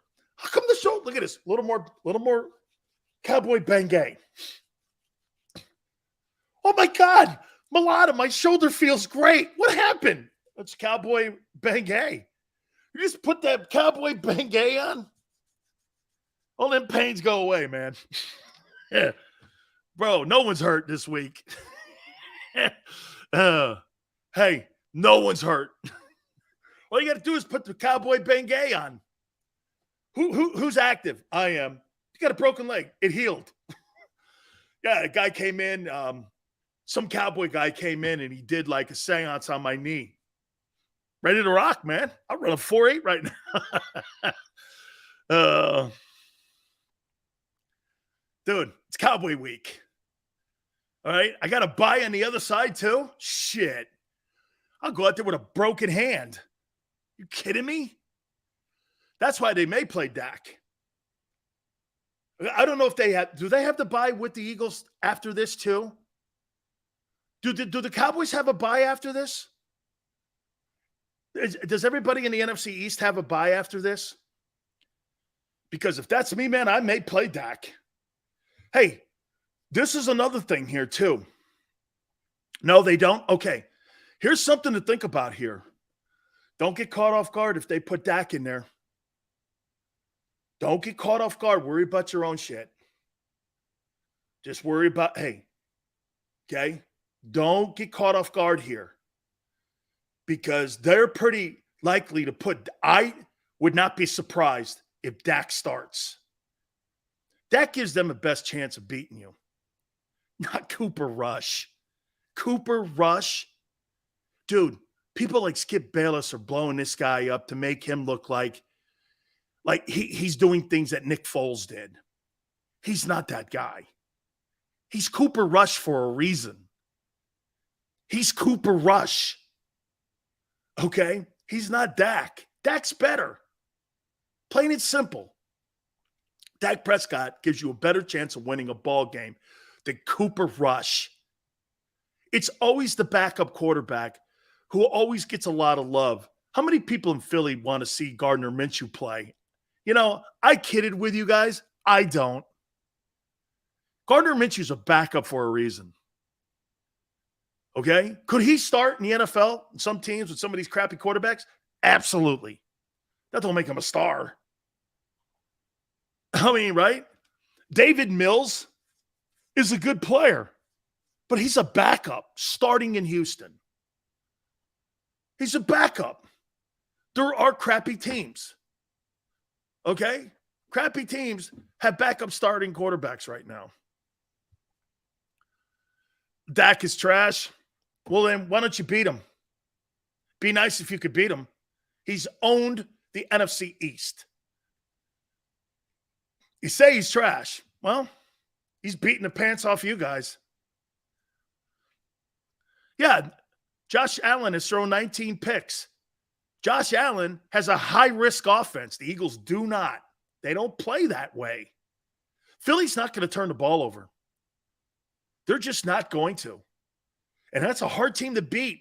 If you're looking for turnovers against the Eagles, you're going to have a long day because they protect that football. Jalen has made that a number one priority. Let me tell you, man, you could be the best quarterback. Another flaw in Wentz's game. Bro, I don't know what's happened. That guy has no hand strength. He can't hang on to a football to save his life. He is a turnover machine. Like I said, you look at his numbers. He's got pretty fair numbers and respectable numbers.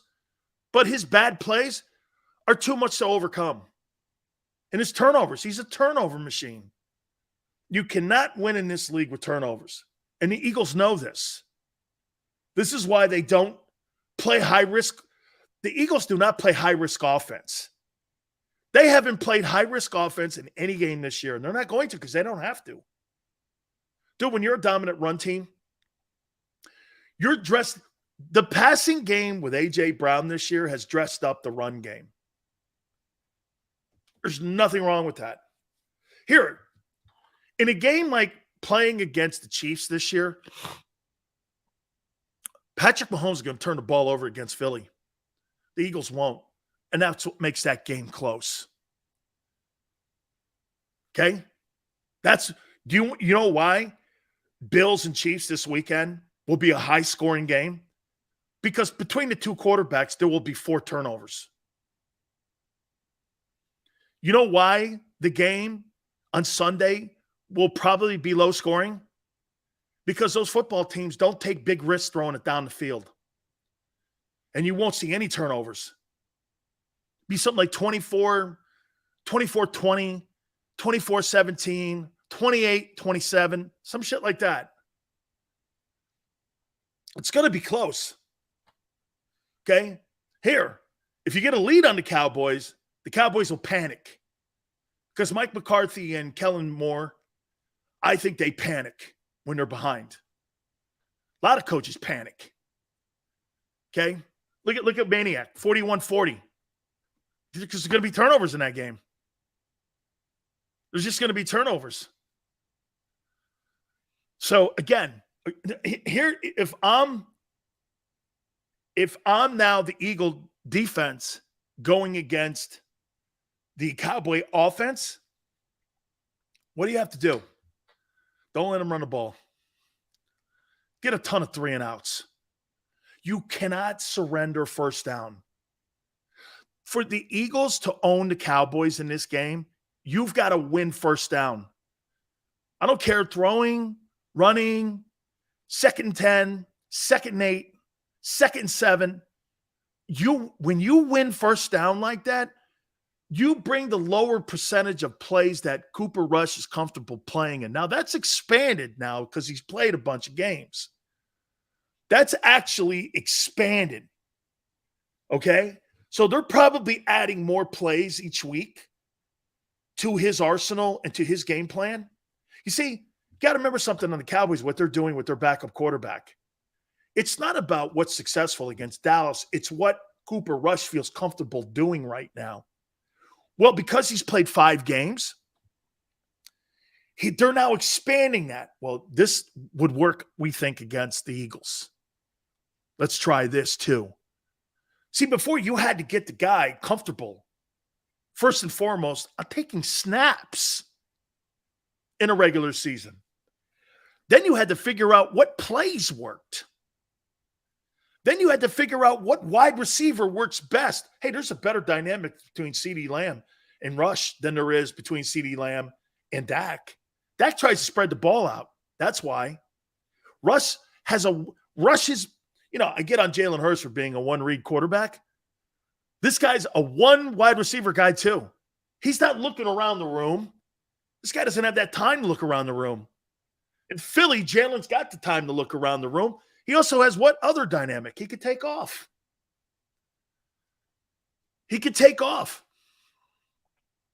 Okay? Dallas got to play almost a flawless football game. They've almost got to play a flawless game to beat Philly, in my opinion. And they're capable. I thought they really played hard and well against the Rams. Now, Rams O-line it's just not very good. It's just not very good. And I don't really think they have a lot of playmakers. That Allen Robinson move, as much as we give Kevin Demoff and Les Snead love for how they built the Ram football team, that Allen Robinson trade has been an absolute bomb. And Odell Beckham's value goes up every single week. Every week. He'll make Allen Robinson better once he joins the team, but it might be too late. Then again, it's the NFC. Okay?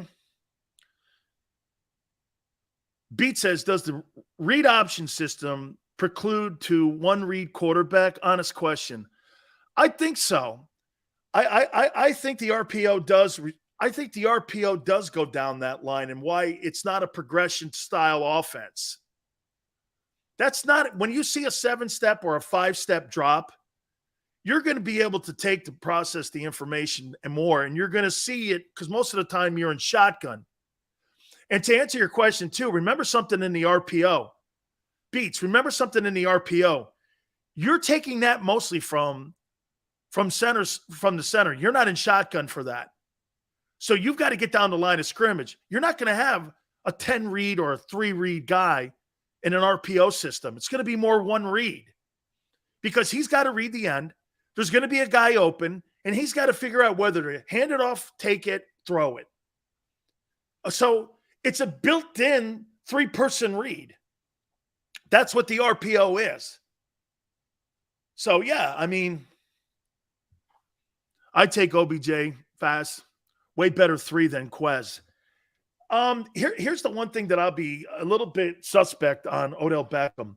How many injuries now has he had over the last 5 years? 4? How many surgeries? Plus he's coming off an ACL injury. I don't know. Plus you would take Quez out of a system that he's kind of trying to still find himself, and they're trying to find a slot for him. Odell Beckham, man, I mean, would you really upset your chemistry in your wide receiver room for a guy that has been injury prone? And what kind of money are you looking at here? Would you spend $5 million for Odell Beckham, knowing that he's been hurt and injured, and you're doing this? So he's going to come off of an ACL injury, and you're going to put him out there. You're going to spend $5 million. I don't know. I don't know. I look, yes, talent-wise, he is better than Quez. But I don't know. There's a lot of question marks on him. I think the Rams will be gambling by putting him back there. Let me tell you something. If the Rams sign him, he gets hurt again, man, they're up Schitt's Creek. They are. They're in trouble because they don't have playmakers. To me, the move for the Rams is go get Christian McCaffrey. I would sign McCaffrey, take the money on, give them whatever they need. Remember, Carolina needs draft picks for the new coach. I'd go get Christian McCaffrey. If you're talking about an injured guy, at least that guy's healthy right now. And I agree with you, Xander. He's another guy banged up. Another reason they're going to move him in Carolina for 2 reasons. He gets hurt and he's worth the highest paid salary for running backs. I think he makes $22 million. That's a lot of dough for a guy who plays 4 games a year. $22 million? I don't know. Ron, you know what's crazy? Ron's right. Rams don't have draft. I think the Rams next first-round draft pick is 2050. Dude, I don't know how they sign these guys. I don't know how. I mean, their premium picks are almost all gone.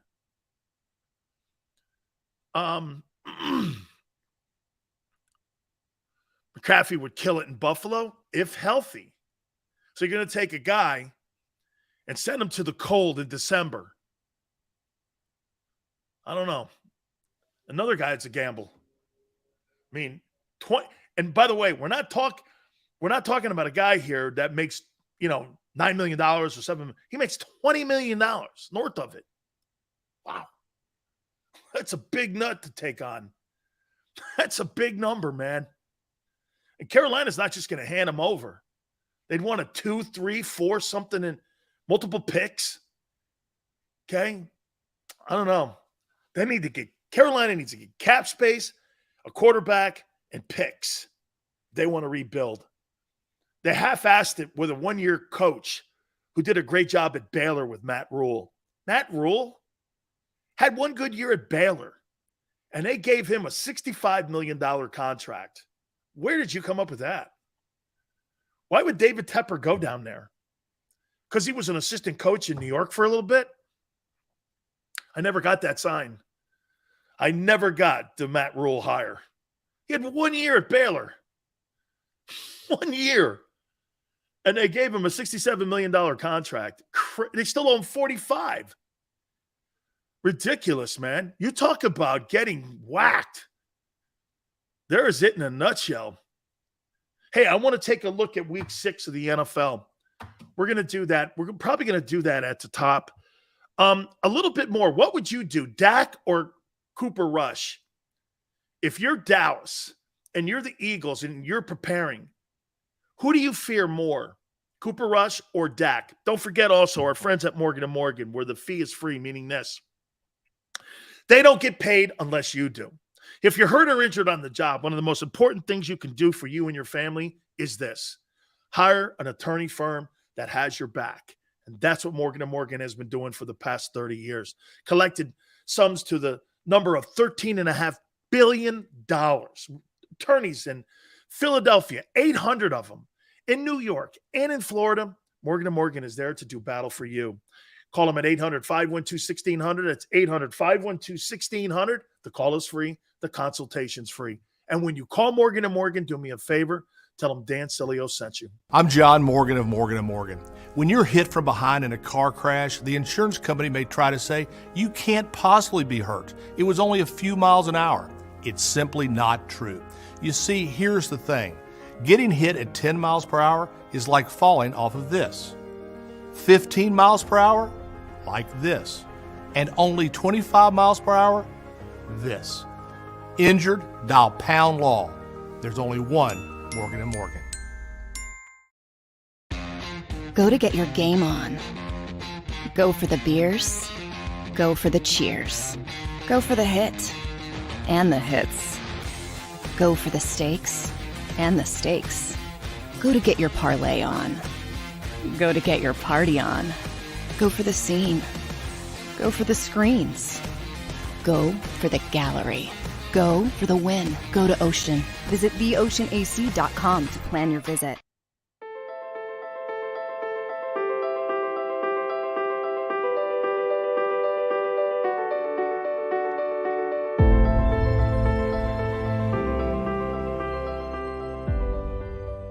Jeff D'Ambrosio, Destination Downingtown's 5-day used car super sale. Jeff puts an end to high prices now. 5 days of the best car, truck, and SUV deals ever. Over 1,000 vehicles, every make and model. Stop overpaying. See Jeff today and get a quality car, truck, or SUV now. The 5-day used car super sale. Experience how easy it is to deal at Jeff's. Nobody treats you better. Nobody gives you more. Jeff D'Ambrosio, Destination Downingtown. GoJeffAuto.com.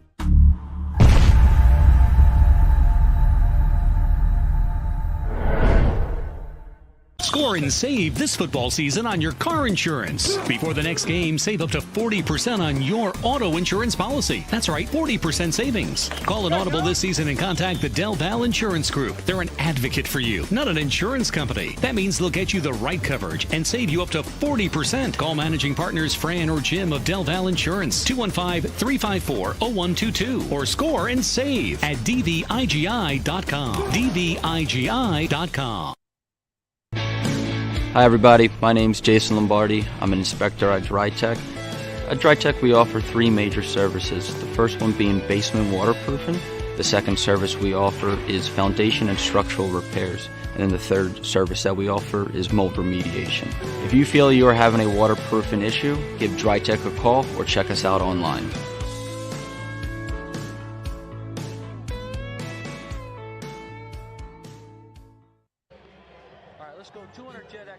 Over the last 17 years, we've built a reputation of growing award-winning teams across the country.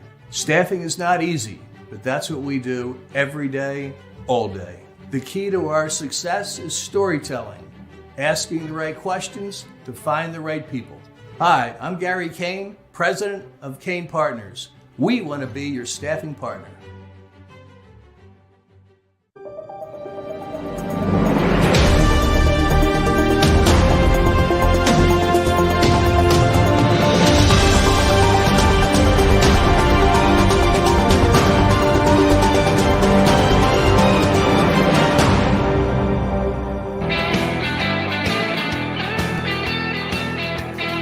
Big Sales National Football Show. Please hit the like button. I appreciate it very much. Dave Wannstedt from Fox Sports will join us in hour number 3 at 5:30 Eastern Time. We look forward to talking to Coach. Tomorrow, the CEO and Executive Vice President of the Dallas Cowboys, Stephen Jones, will also join us. We'll talk to him a little bit more about the 4-1 Cowboys. Keith Byers will also join us on Friday, and somewhere in between Thursday and Friday, Michael Irvin's going to step in with us too. So pretty packed over the next couple of days as we get ready for Cowboys and Eagles. Man, I love this list.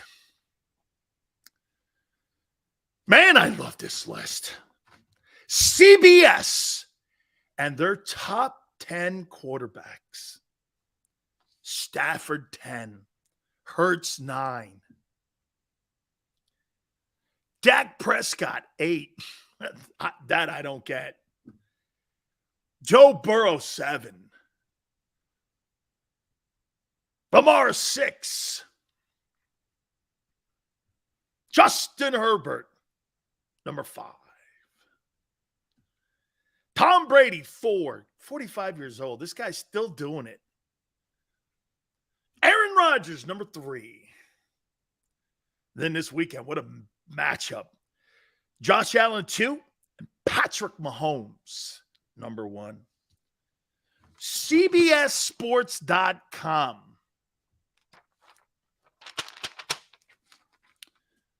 They still got your guy, though, in the 10. Top 10. It's pretty good. You should take that. You got a top 10 quarterback? You can win a Super Bowl. Any one of these guys. Stafford did it at 10. Any one of these guys can win a Super Bowl. You should be okay with it. Does it really matter what the order is? These are the 10 guys that people are looking at. Most likely can win a Super Bowl. What do you care? My guy's not number 1. Well, your guy's not number 1. Your guy will never be number 1. Like Michael Vick. Michael Vick was never the best quarterback in the NFL. He was the most exciting to watch. Okay? Remember that. How many people think that Jalen Hurts is better than Michael Vick? You think Hurts is better than Vick? If you had in their prime, would you take an in their prime Michael Vick or an in their prime Jalen Hurts?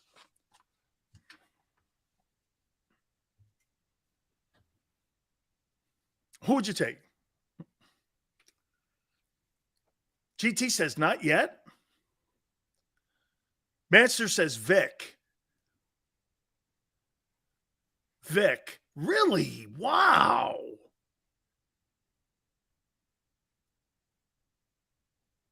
Hurts. Hurts. Give me Hurts all day. I see growth. How was Dak there? Joshua, I don't know. It's CBS's list. I wouldn't have put him there.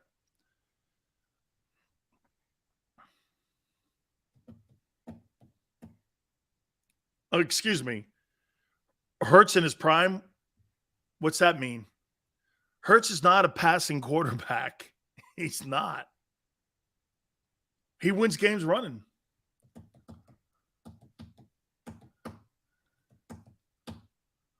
We'll see how much he improves. Vick never threw for 80% with 300 passing yards like Jalen.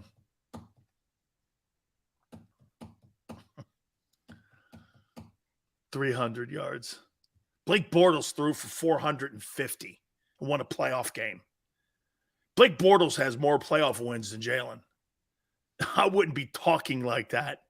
Didn't in a playoff game, didn't Blake Bortles throw for like 475 yards? Like against the Steelers or some shit. Easy.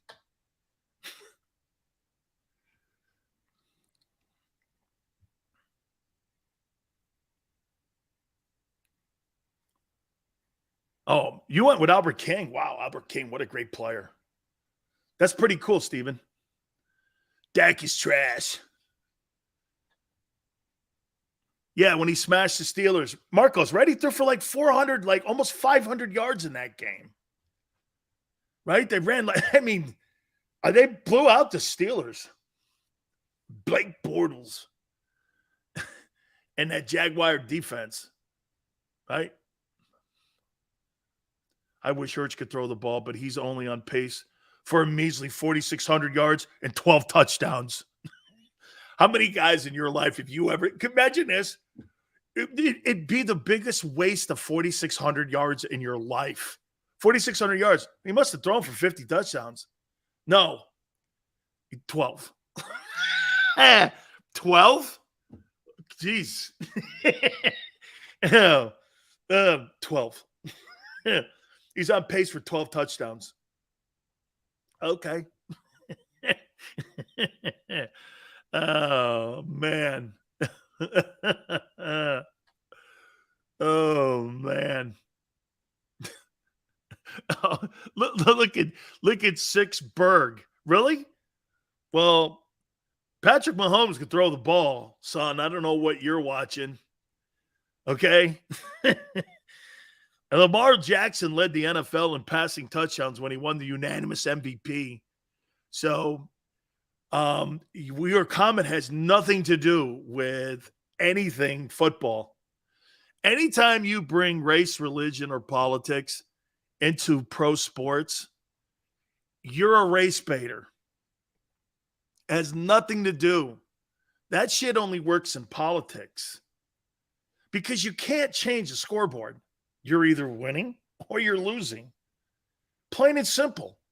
Nothing else. Berg, I got it. Well, good, man. Thank you very much. I'm the stupid one. My bad. Michael Vick was so – hey, Berg, Michael Vick was so fun to watch. One of my favorite players in the history of the National Football League to watch. Okay, but I'm not building my team around Michael Vick. He ain't winning shit. Michael Vick didn't win anything. But somehow Jalen's going to have more success than Vick, right? I don't know where you guys see that. Jalen's going to have this exponential success more than Michael Vick did. Vick had no success. Won a game in Green Bay. I believe got to an NFC title game. So did Blake Bortles get to a conference championship game. I mean, so did Case Keenum. So did Nick Foles. Better coaching. I do think that the offensive coaches in Philadelphia don't get enough credit for what they're doing with him. I do not think they're giving him enough credit. Marino won nothing. Another guy won one AFC championship game. Got to a Super Bowl. Okay. Yeah. Don't get this. Hey, don't get me going on Dan Marino because I'll tell you flat out on Dan Marino, you talk about empty calorie stats. I told people this, 10, 15 years removed from Dan Marino leaving the NFL, the only thing he'll have is memories because he has no rings except a Hall of Fame ring, which is awesome. His records are all broken. Everyone's flown by those records. So what were they? Was Marino one of the best arms in the history of the league? No question. Okay. Here. Well, Shula, Jimmy Johnson. Jimmy's got as many Super Bowl wins as Shula does. Jimmy in less time. In 9 years of coaching, Jimmy's got 2 Super Bowls. How many years did Shula coach? 30? He's got 2. I don't know.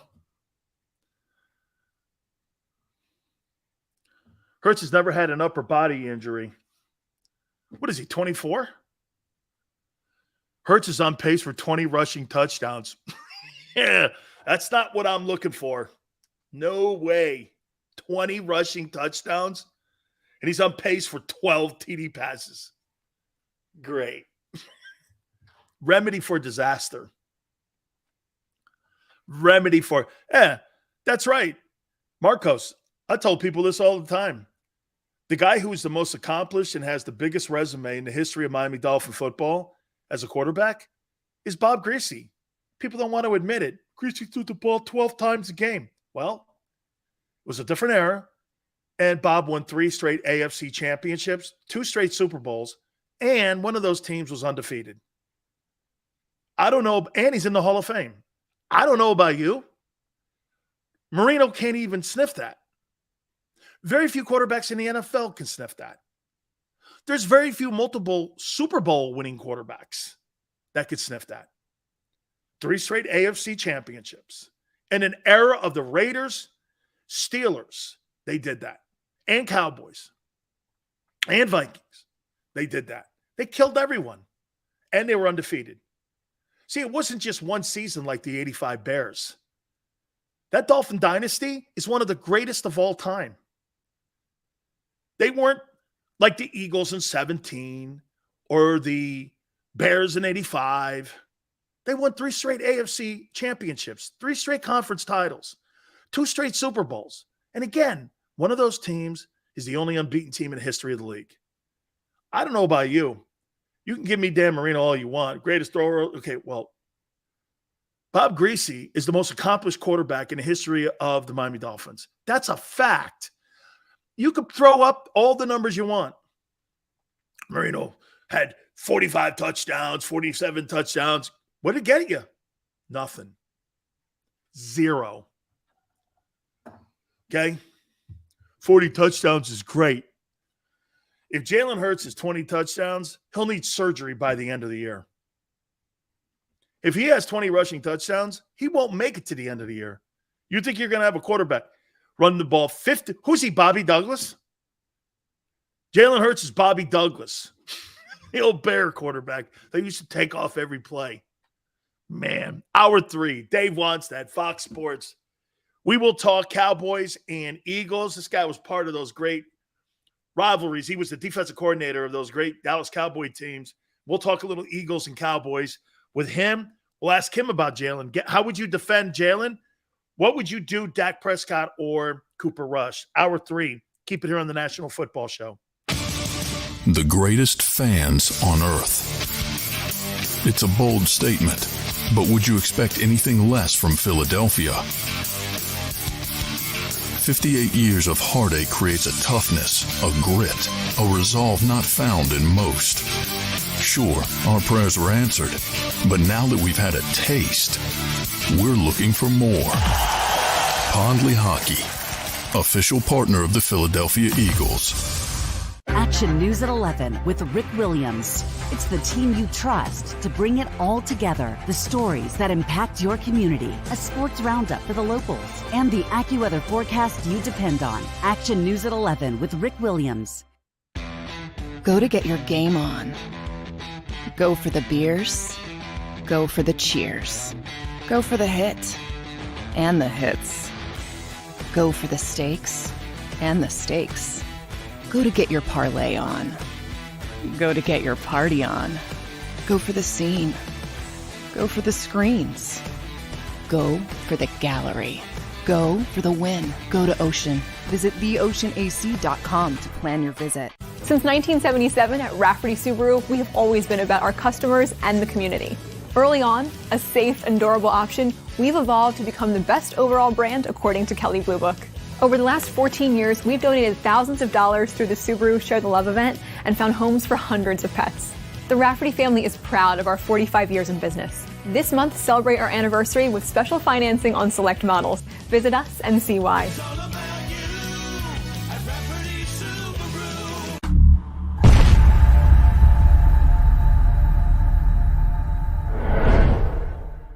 At Stateside Vodka, every new customer gets the world's best rocks glass.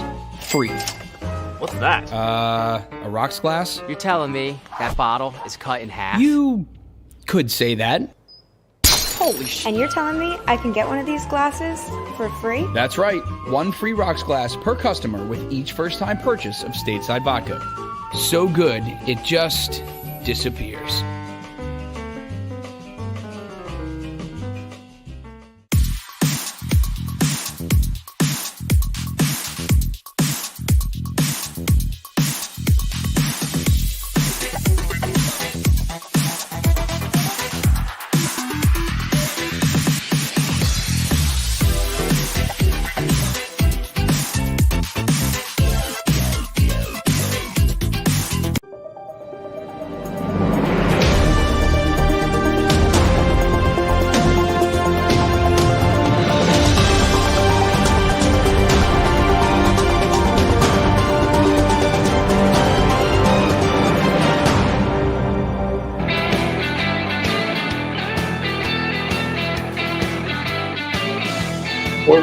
We're passing touchdowns. $46 million. Hour 3, Big Sills National Football Show. This is the Hate on Jalen show. Oh, yeah. W2. Oh, my God. Oh, my God. I didn't hate on him. CBS did. CBS did. They hated on him. Not me, man.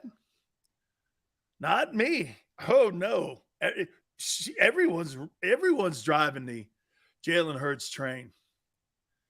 Jaden will have 2 passing TDs and 1 rushing. Oof. Great. Hey, bottom of the hour, Dave Wannstedt. We'll talk to him. Fox Sports, former defensive coordinator and head football coach of the Miami Dolphins and the Chicago Bears. We'll talk with him and get his thoughts on what he sees happening on Sunday night. Eagles and Cowboys at Lincoln Financial. Joshua Sills, Hurts took a hit to the head on Sunday when he dove into the end zone. Fans want him to continue running. Talk about dumb. No, they're going to get their wish. They want him to get 20 rushing touchdowns. Joshua, it's a matter of time. It's not wishful thinking. Don't put that at the end of this. It's a matter of time, like it was with Cam, like it was with Vick. Hell, like it was with Steve Young. Steve Runt took off. He took off a lot. You know, he left the game because of concussions too. Okay? It's what it is. You got a quarterback taking off 15 times in a game. There's not a quarterback in the NFL that no coordinator and nobody with any kind of common sense wants to pay a quarterback long-term contracts. A guy who runs the ball all the time and has limited touchdown passes. You got to, in today's NFL, take advantage of the passing game. And that's getting the ball in the end zone. That's how you win games. 325 yards a game doesn't win you Super Bowls. 35 touchdown passes, no turnovers. That's what wins you Super Bowls. Nobody running the ball the way they do. You're asking for an awful lot. So guess what people have now dubbed this? Xander too. 4,500 passing yards, 30 touchdown passes, 20 touchdowns. It's like you're playing Madden. No one in the history of the league has done that. No one. And no one will. It's too physical and demanding of a sport and position for that. There's a reason New NFL. No, it's not. Did you see who was in the Super Bowl? Ain't no running quarterbacks in the Super Bowls. Last couple of years. Not happening. Not happening. You know the worst thing to Jalen Hurts' growth as a quarterback would be? What if he can't run? Have you taken that into consideration? What if he gets nicked up like he did a year ago where he had to have surgery on his foot? What if that guy can't get out? What if he can't move and he's hurt? He ain't going to beat you throwing the ball. He needs all of his assets. You know how they say you build a team around a guy? Well, Jalen needs all of his assets to win ball games. Nothing wrong with the way he's winning right now. Okay? Look at Richie. Burrow 2-3 in the AFC. Yeah. The Bengals actually play people. They actually play people. Okay? Matthew Stafford's got a ring. End of story. Okay? He'll evolve. I can't say he won't because I don't know. I'm not a fortune teller. Jalen has been running since Bama. And what did he win? What has he won? Got his job taken from him in Alabama. And they got destroyed in the semifinals. How many points, how many yards did Joe Burrow throw for in that thing? 509. How many yards did he throw for? Like, I thought it was like 700 yards. Was it the game he threw for like 700 yards? Yeah. Let's take a look at week 6. Dave wants that bottom of the hour here. Love this. Hey, is Thursday night the end of Carson Wentz? They'll take on Chicago. Look at these two guys. Justin Fields, who I said stunk from day one. There were people actually on our network who liked this guy. I was like, where do you – somebody actually went like this. Well, a guy runs a 4.3. And? Who cares? RG3 was an Olympic hurdler. Got his wheels hurt, was over. I mean, no, Chicago's not helping him. They hire a defensive coach. Okay. Boy, Chicago gets in their own way, man. Okay. He is terrible. And then you got Wentz on the other side, and you got a coach talking shit on him. What a terrible ball game, man. Justin, you act like Jalen won't throw any more TDs. He will. I hope. You'll need him. San Francisco. Hey, so wait a minute. Washington and Chicago. I don't know. That's a terrible ball game. Okay? Terrible. How about my boy Jimmy Garoppolo, man? Look at Jimmy G, man. Dude, guy just wins 40-17 as a starting quarterback in the NFL. It's been to 2 of the last 3 NFC championship games. Beats people like Rodgers and Dak Prescott. I mean, Jimmy G, baby. You know, you hate to say this, but Trey Lance getting injured saved the season for the Niners. Nobody wants anybody to get hurt. You don't want anybody to lose their gig. But end of the day, that's the story here. Niners are a better team with Garoppolo being the starting quarterback. Yeah, I know. 40-17, man, that sucks. Yeah. Frank Zappa's son, I think, is getting the start. How about people now? Look at what they're doing in New England because of the backup quarterback like they are in Dallas. Frank Zappa's kid, Moon Zappa, is probably going to get the start versus Cleveland. You know what Cleveland's doing. Cleveland's just doing this. Where's my guy? Oh, my God, he's back in the bill. You see, people don't get it, and I don't understand. You actually know that Deshaun Watson's practicing now, right? They thought that he was just going to come in week 11. He's at the facility now. He's working out. Okay? He's working out now. That's what the NFL collective bargaining agreement is. He's working out. Let's see, 6, 7, 8, 9, 10. He's got 4 more weeks, and he'll be back in the starting lineup for the Browns. Andrew Berry's going, my God, please be 500. Wow, man. What a steal. He's back in the building. Okay? Yeah. Oh, so it was at OU when they played LSU. Joe Burrow had like 800 yards passing. Yeah. Jesus, Grammy, man. Jets, Green Bay. How about the greatness of Zach Wilson? Holy cow, man. Here's the MILF Hunter. He's actually getting something. This is interesting. It's at Lambeau, too. This could be quite a little interesting ball game here. Yeah. I don't know. There's something with the Jets going on there. Hey, how about this, Joe? Hey. They're figuring it out in New York. I don't know. It's the Jets, though. Fireman Ed. You know what? Jacksonville versus Indy. Frank Reich, man. You better win, bro. Oh, how about that? That's pretty cool, man. 2 coaches going after one another. Okay, you got Doug Peterson and Frank Reich, the guys who delivered your Super Bowl for you in 2017, will be going against one another. That'll be pretty cool. I'll have to check that out, man. I like that. I think Trevor Lawrence is getting better and better the more I watch him. By the way, the Colts are the worst offense. You know, by the way, they moved off of Carson Wentz. They were 9th last year. This year, they're 32nd. Hey, Jim, you better go back to pill popping. Okay? You better go back to pill popping. Jets beat a 3rd-string quarterback? Well, get this. Joe Flacco has as many passing touchdowns this year as Jalen Hurts does.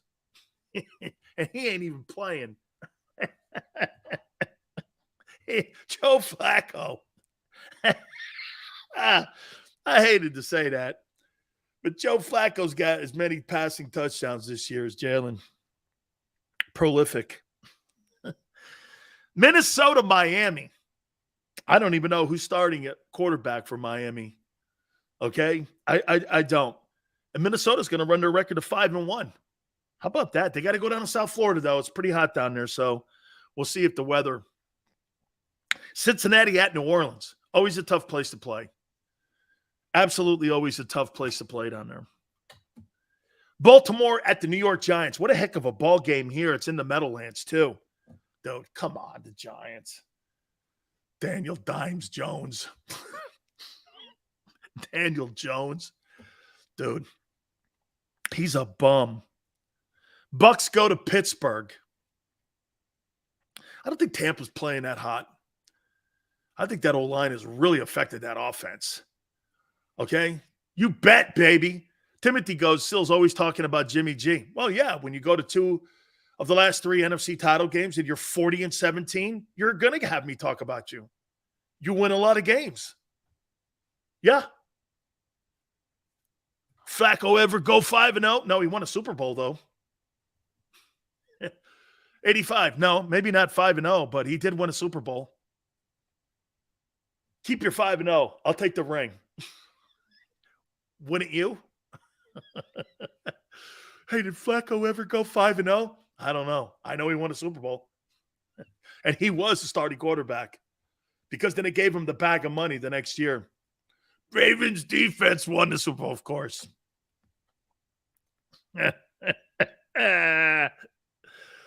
So what are you going to say when they beat Dallas? The offensive line beat the Cowboys or Jalen? Yeah. See, you know what's funny? In 2017, Nick Foles outplayed Tom Brady. But Brady threw for more yards. Doesn't matter, dog. He had the L. Well, wait a minute.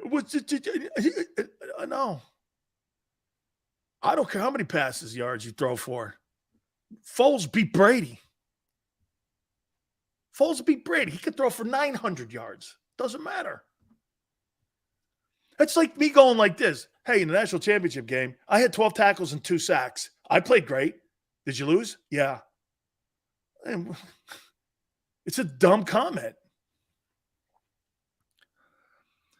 Carolina and the Raiders. Raiders need a win. Oh, wait a minute. I'll take that back. Josh McDaniel needs a win. Dude, your second stint's not going very well. I think this is actually going worse than your first stint in Denver. I mean, I don't know, man. If you're Mark Davis, you must be doing this shit. Whoa.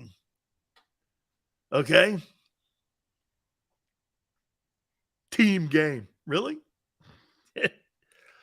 Arizona at Seattle. That'll be interesting. Kyler Murray in his schoolyard ball goes up and plays Geno Smith in his schoolyard ball. A lot of plays drawn up in the dirt in this one. You go over near the swing set. You go over near the seesaw. I'll meet you back there on the jungle gym. That's what this game is, right? Hey, doing out near the seesaw. Okay, what's the next play? You go over there, man, and you know the swing set? You make a left on the swing set, and you know where the rockin' ducks are? You go left there on the rockin' ducks. Okay? And I'll meet you at the jungle gym. Break. Oh. Yeah. This is the game you just go, just draw it up in the dirt and see what you got here. Okay? Let's see here. Buffalo, Kansas City. Buffalo, Kansas City. Man, who do you got in this one? It's at KC and Arrowhead. Okay? Who do you got in this one? Sills, what are you going to say when Hurts beats Dallas and rushes for more TDs than throws? They did exactly what I told you to do. Run the ball at him. Remember I told you, you're going to the Super Bowl. But you're not going with a passing quarterback. You're going with him. It's okay. This is what he does. I'll say, okay, you listened. KC by a mile, your boy Josh Allen will win the game. Buffalo, baby. Dave Wannstedt from Fox Sports is going to join us in a couple minutes. Look at that, man. Buffalo, KC. Xander, who you got in that one? Both teams, I mean, Kansas City's playing great. Buffalo's had one of the hardest schedules. Actually, both teams have had hard schedules. Mahomes. Bold print, Mahomes. Yeah, I could see that. That's your guy. That's the kind of QB you want there, too. At Arrowhead, too? Yeah. This is going to be that is quarterback play right there. You want to listen on how to play quarterback? You watch Buffalo, Kansas City. That's the face of the league right there. The face of the league is going to be these two guys in this game. This is the matchup they want. The NFL should – hey, I'll make a Xander, right? You remember when – hey, you remember when Brady and Peyton Manning used to play every year? That's what this is going to turn into. It's going to be like Brady and Manning, Mahomes and Allen. What's a better game, Mahomes and Allen or Hurts and Cooper Rush? Man, you're lucky it's Cowboys and Eagles because Cooper Rush versus Jalen Hurts, I don't know. Nah, I'll tell you what, man. I don't know. You're lucky it's Cowboys and Eagles. Patrick Mahomes, Josh Allen at Arrowhead. I don't know, man. What ticket are you going to buy? Oh, man. Warren Moon wasn't a running quarterback. Face of the league will soon be Jalen Hurts, really, with his 4 TD little passes. I'm sure that's what the league is hoping. A guy who has 12 touchdown passes this year will be the face of the league. I'm sure he'll be on the cover of Madden.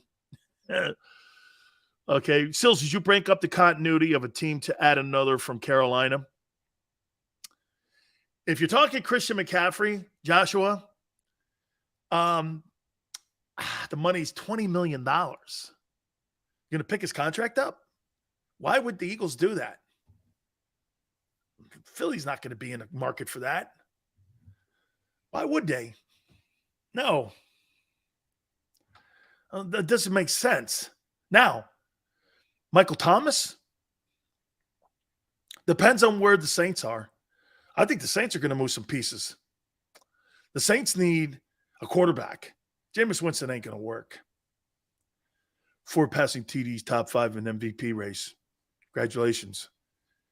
You got the best running quarterback or second best running quarterback in the league. He ain't much of a thrower.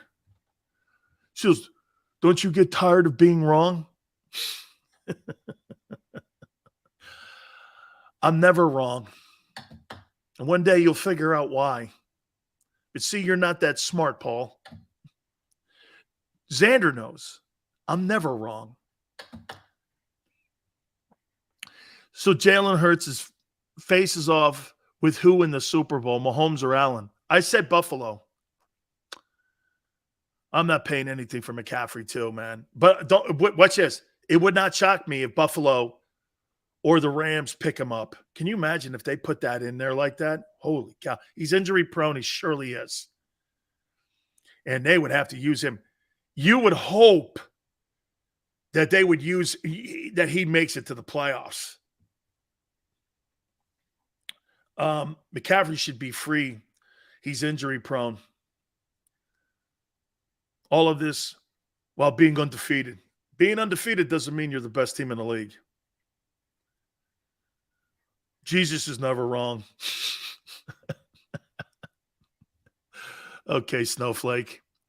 Without a throwing a quarterback, I wonder who's got our offense 7th overall in passing. Congratulations to you, man. Didn't you tell me those Kirk Cousins stats were empty calories? Denver on Monday night versus the Chargers. You talk about it. Xander was right about this. Okay? Brian, you were right, Xander. I did not believe. Okay? You were right, man. Russell Wilson, dude, I don't really see it. And you can't tell me it's all Nathaniel Hackett. You cannot tell me that. Why does Seattle look better, too, without him? And I don't care what some of these broadcasters are saying. Oh, yeah, right. Seattle looks better without him. They do. Now, Seattle had a devastating injury this past week. They lost Rashad Penny for the year. That's going to kill them in the run game, and it's going to hurt Geno Smith in the passing game because you don't have that ability to be able to have play action pass. But Pete will figure it out. Okay?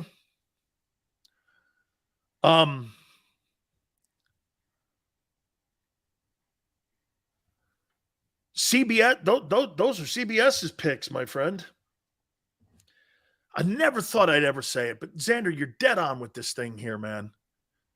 Seattle sucks. Yeah, I thought they were the worst team in the league. They're not. Okay, Seattle sucks and always will. They did win they did win a Super Bowl, and they did go to 2 straight NFC championships and win them. CBS has the Eagles number 1. Yeah.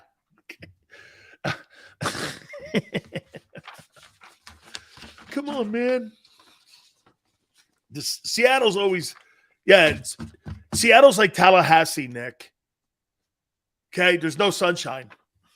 If you ever go to Tallahassee, there's no sunshine there.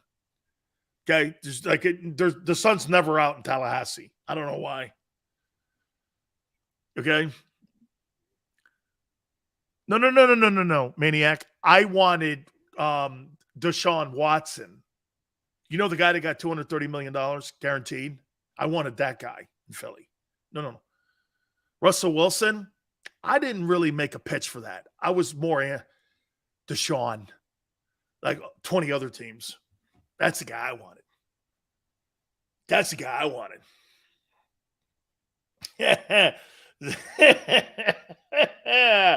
Sanders like, Deshaun.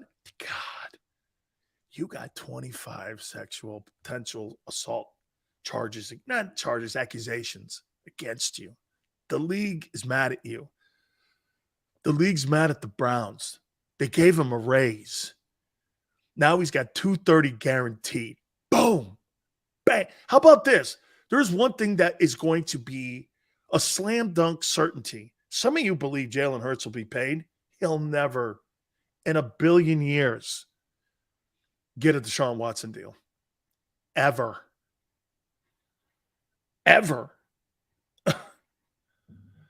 Then again, don't be upset because I don't think, Joe Burrow may. Joe Burrow's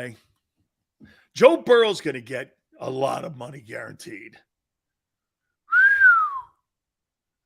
Okay? A lot of money guaranteed. He's going to get a ton of dough. Okay? Yeah. Well, Jeremiah, you're not letting Joe Burrow walk out of Cincinnati. If you do, they should take the team away from the Brown family. Okay?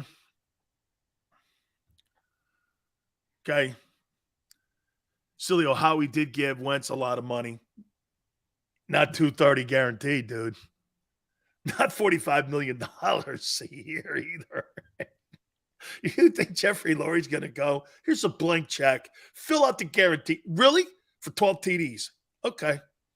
We'll see. I can't wait to see what that price tag is going to look like. Then we'll really know what they think of him. By the way, we have about, what is it? What's the calendar say? We have what? Till after the end of the year? We'll find out what they really think of him. We love you, Jalen. Here's your contract offer. I don't think so. Clutch Sports. And don't anybody here ever say this, that they'll take a hometown discount. He hired that agency for a reason because he needs a bad guy. He needs a bad guy in the building. Because Jalen's such a good dude. When you're a guy like that, you need a bad guy to go in and really kind of rub people the wrong way. That's why most people hire a certain agent. That's why you get a guy in there, okay, like a Jimmy Sexton or the guy down in South Florida. Okay, there's a reason you get those guys. 5 years, $225 million. Yo. Oh my God, I can't wait, man. People are going to be very disappointed. $45 million. They're not paying that guy that at the end of this year. Are you people nuts? He wins a Super Bowl, different conversation. Okay? Different conversation. Okay? Dan, congratulations. You beat Cooper Rush. No, it would be this. Congratulations, you beat the Cowboys. Cooper Rush, again, that's okay, man. 6-0. Clutch ain't going for no hometowns. That's not what that thing's built on. They are not going on hometown discounts. Absolutely not. We're waiting on Dave Wannstedt. Hopefully we're able to connect with him from Fox Sports, and we'll get his thoughts here on what he sees this weekend shaking out. Yeah, man. Like I said, though, this will define how we look at Jalen. This is going to define, this game will. These are one of did we not say this at the beginning of the year? Look, you got to beat Dallas. I know Merrill's like, hey, there's a lot of football to be played. This is not going to define the season. No, but it's going to define how you play in these big games. Look, Are you trying to tell me people aren't going to come away from that Buffalo-Kansas City game and not going to go like this? Okay. Josh Allen has to beat Mahomes. He has to. Okay? He has to. He has to beat Patrick. Patrick, to continue to validate that $500 million contract that Lee Steinberg cut, has to keep continuing to win games like this. So does Andy Reid. Andy Reid has punched his ticket to the Hall of Fame. No doubt about it. But if you want to continue to build your resume on moments in your career like Brady has, like Peyton Manning has, like so many great players that have played before, you got to keep winning moments like this. That's why, that's why when I look at Jalen and I say this to you, it's really not any no disrespect to the guy, but he doesn't have a signature moment in his career at all yet. Where's his signature moment? I'll tell you what I'll do. I'll relent. What is Jalen Hurts' signature moment in his career so far in the NFL? What would you say? Beating who? A moment. What would you say? What is his moment here? It's in the making as we speak. The season. Oh, so he doesn't have one yet. Because Xander's talking about potential, which means he hasn't done it yet. Is that correct? Okay, so we don't see one yet. It's in the making? Okay, well, we're still talking potential then. There are certain guys in this league right now that have moments. Jordan, when you're talking the greats, when you're talking, hey, by the way, if we were just talking about Cooper Rush, I wouldn't be talking like this about Jalen. But we know when we talk about LeBron James and LeBron James is being compared to Jordan, well, expect to have that criticism aimed at you when you're 4-6 in postseason play. People will fire back. Yeah, well, he's been an MVP on 3 different teams. Then you start to debate. That's where Jalen's in. It's actually a pretty cool room to be in. When you could sit here like we are every day and debate, and like Xander says, it's in the making. Okay, it's fair. I agree. He hasn't had one, though. There's not one signature moment in Jalen Hurts' career where you're going like this. That's a signature moment. He has not one. 5-0? That's like talking to me about Marino's old records. Great. There'll be 5-0 teams again. That doesn't define anybody. Kyler Murray was 7-0 last year. You think that defined him? Wait a minute. Maybe. Maybe that 7-0 start is what got him his money. So you want to pay a guy on 5-0. Do you want to be the Cardinals? Interesting. So the Cardinals paid Kyler Murray $46 million because he went 7-0 last year. Wow. You're right. It is a different NFL. It is. Hey, I'm going to take a timeout. I'm going to see if we can run down our friend Dave Wannstedt here and see if we're good. Hopefully we're able to connect here too. So if not, we'll continue a little bit on Dallas week again too. No question about it. I appreciate it. Please hit the like button. Keep it here on the National Football Show. At Pond Lehocky, we've recovered billions of dollars for our clients, and we're confident we can do the same for you. With over 250 years of combined courtroom experience, we've helped over 100,000 injured clients obtain some of the largest settlements in Pennsylvania. One conversation is all it takes to help you and your family get back on track.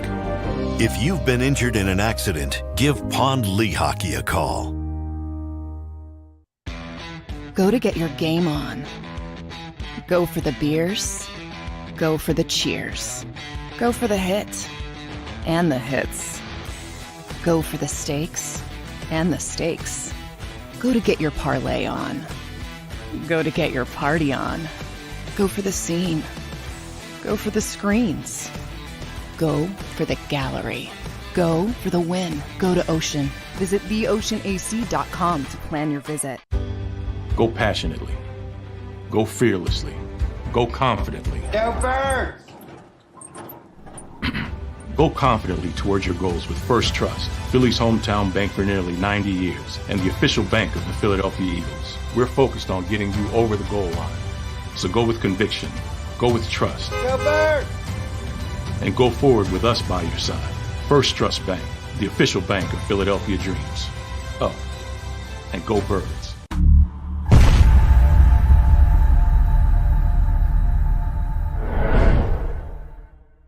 Welcome to Pond Lehocky. We've helped over 100,000 injured and disabled workers obtain benefits, as well as some of the biggest settlements in the state.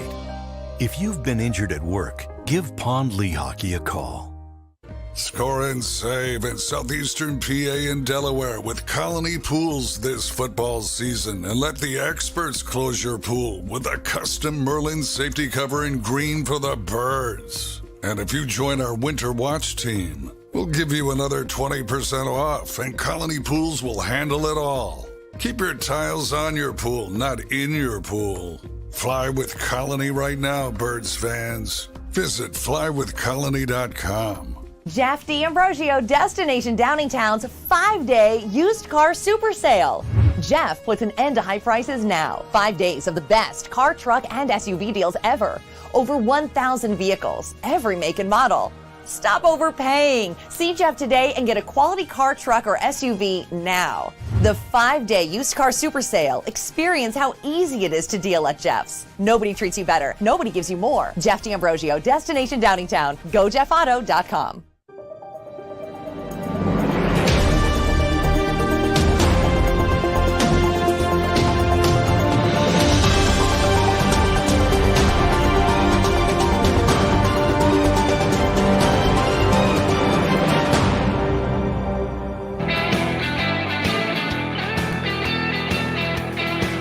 Big Sales National Football Show. We're trying to connect with our friend Dave Wanstead. Hopefully we're able to connect here with Coach. Don't forget tomorrow, Stephen Jones, the CEO of the Dallas Cowboys, will be with us. Michael Irvin as well. Then on Friday, Keith Byers will join us, and we'll talk with him, Cowboys and Eagle Week here. So Micah Parsons, by the way. Let me say this to you. If Micah Parsons is on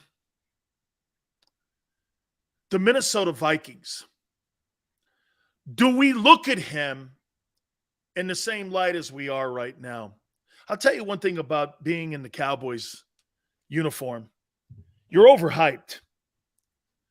CeeDee Lamb as well. Okay, I look at CeeDee Lamb and I say this to you. CeeDee Lamb, he would be the third guy on the Eagles. He would. I think he's a good player.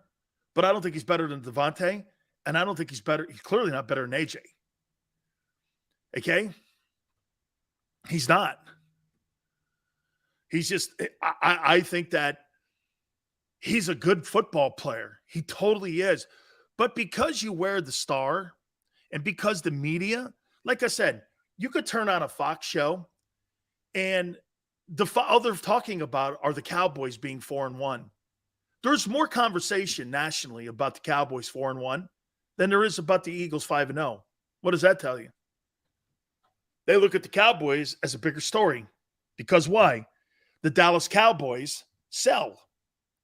Now, again, I agree with you. I think the Eagles story is a better story. Cooper Rush, what he's done with the Cowboys, I don't know.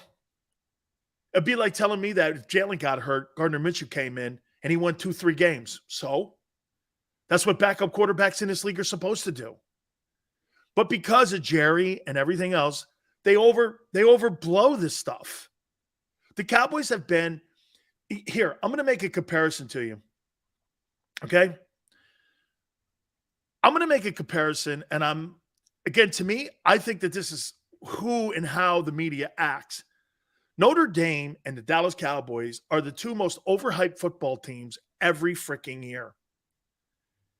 Every year, and it's nauseating. Notre Dame, when's the last time they won a title? 88?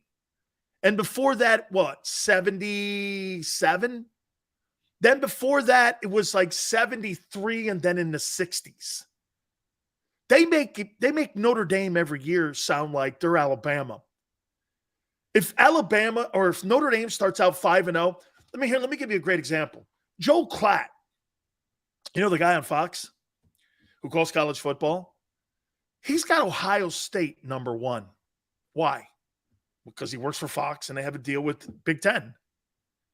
He's doing it because he thinks that Ohio State's better.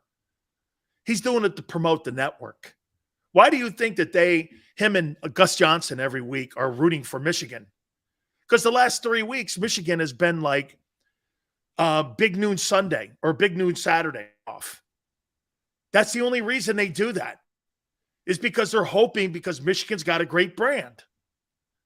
They're not doing it for the best teams. They're doing it for the best ratings. And the Cowboys are great ratings. Do you know what, like the last year, you know what the top television shows were? The top television shows last year were all Cowboy games, TV shows. Cowboys drew the most. No network television show outdrew the Cowboys. I think they had like 9 of 10. NFL draws, but the Cowboys draw more. That's what networks do. Do you really think the networks want to push the Eagles? Why do you think you don't see a lot of network coverage on the Eagles? Jalen doesn't put up a lot of touchdown passes. That's what's on TV.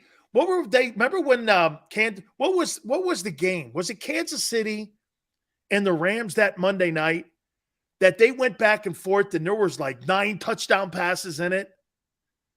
Right? It was a whole bunch of TD passes, high scoring. Dude, the Eagles are not a sell for TV. Okay? They don't put a ton of points up. It's not a prolific passing attack like they have on TV. Why do you think they're selling Kansas City? Mahomes puts up 5 touchdown passes in a game. That's a run for 5. It's not a sell. Even though the Eagles are a better story than 99% of the teams in the league. Okay? 99%. And I agree with you. Okay? Nick, agreed. The Eagles have a massive fan base, but you never draw the Cowboy games. You never do. You're never going to.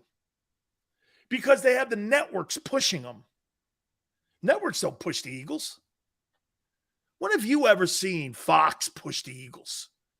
They're doing it this week. Why? They're doing it this week because it's Cowboys rolling into Lincoln Financial. What is it on NBC? Okay, they're doing it because, by the way, the quarterback matchup, Cooper Rush, Jalen Hurts. Like Xander said, Mahomes versus Allen, dude, they're going to sell the shit out of that. Okay? 5 most popular teams. That doesn't matter, jackass. TV ratings matter. Fan polls. Great. Let me know when you cash in one of those fan polls. They cash in television ratings. Ratings revenue. Yeah, but the Eagles are one of the 5th best fan bases. No one's saying you're not. Networks don't care. The networks don't care because you don't have a national base. And by the way, it's okay. The Bills don't. But they got Josh Allen. Throws for a shitload of touchdowns. Okay? Numbers will be higher with Hurts versus Rush. Allen's and Mahomes. Yeah, well, it ain't because of Jalen. It's because it's Eagles and Cowboys. I just said that.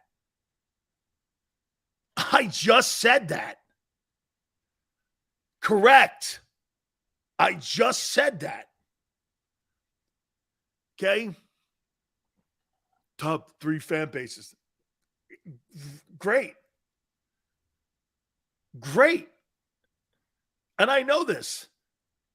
Ratings win. That's right, Richard. Ratings win. Oh, hey, Steve. and television networks know this.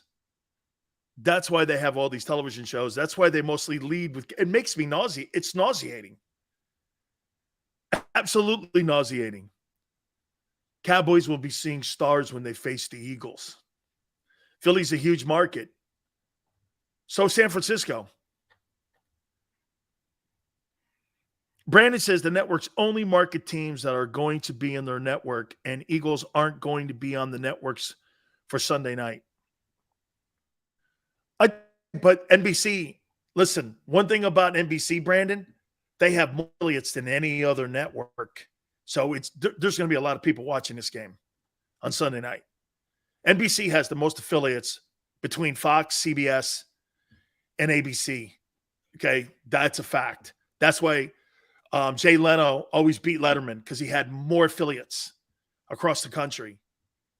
And more affiliates, more viewers, obviously. And that's why Sunday night on NBC. And that's why the NFL, if you notice, the NFL always pushes that. And that's why they have that flex schedule. They're the only network that has a flex schedule. Why? Because they have the most affiliates, and it's Sunday night.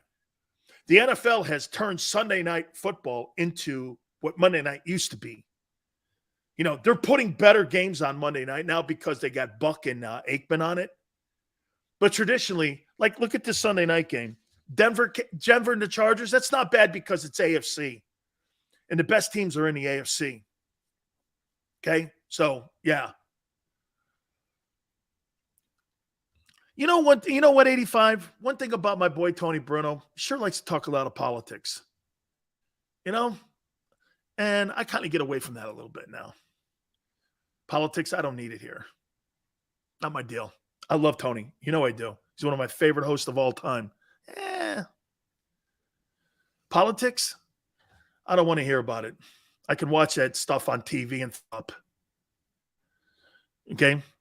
Nick, Monday night has totally been downgraded. Okay? It's totally been downgraded. Totally been downgraded. So Tua started throwing today. Did you see what the coach said for the, what's his name? Mike McDaniel?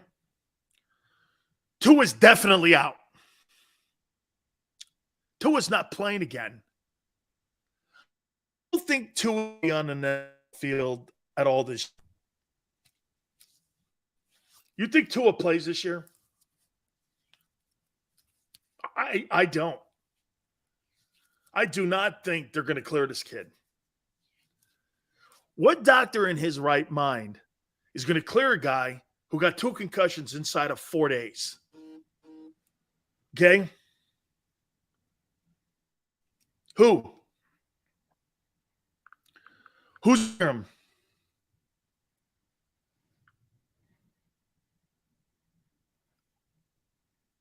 Who's going to clear him?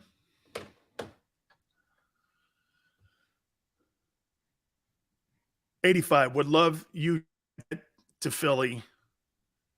Stone busting. $85, I love it. Bring Brian Dawkins onto the show. I'll work on that for tomorrow. I'm sorry about Dave wants that. We're not. If he jumped on right now, we would reschedule him right now. So I apologize for Dave. I'm sure there was a mix-up or something there. So we'll see if we can reschedule him for either tomorrow or Friday. Hey, 85. Okay. Dan, my Wi-Fi's really? Xander, are we good? People are having a hard time hearing the truth, Dan. Richard, I don't think so. I think they know it when it comes to the Eagles. I think they know it. Okay? I think they do. Look, I would say this to you. Honest to God, the teams that are playing the best right now, Eagles, Kansas City, the Bills,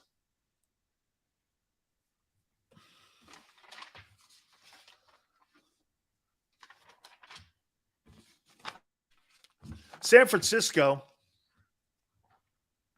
San Fran. I don't think Minnesota's playing that hot. I don't think they're getting by. You know, Justin Jefferson's 2 straight games, 150. He's picking it up a lot. Cincinnati's wobbling. Baltimore is winning because of Lamar.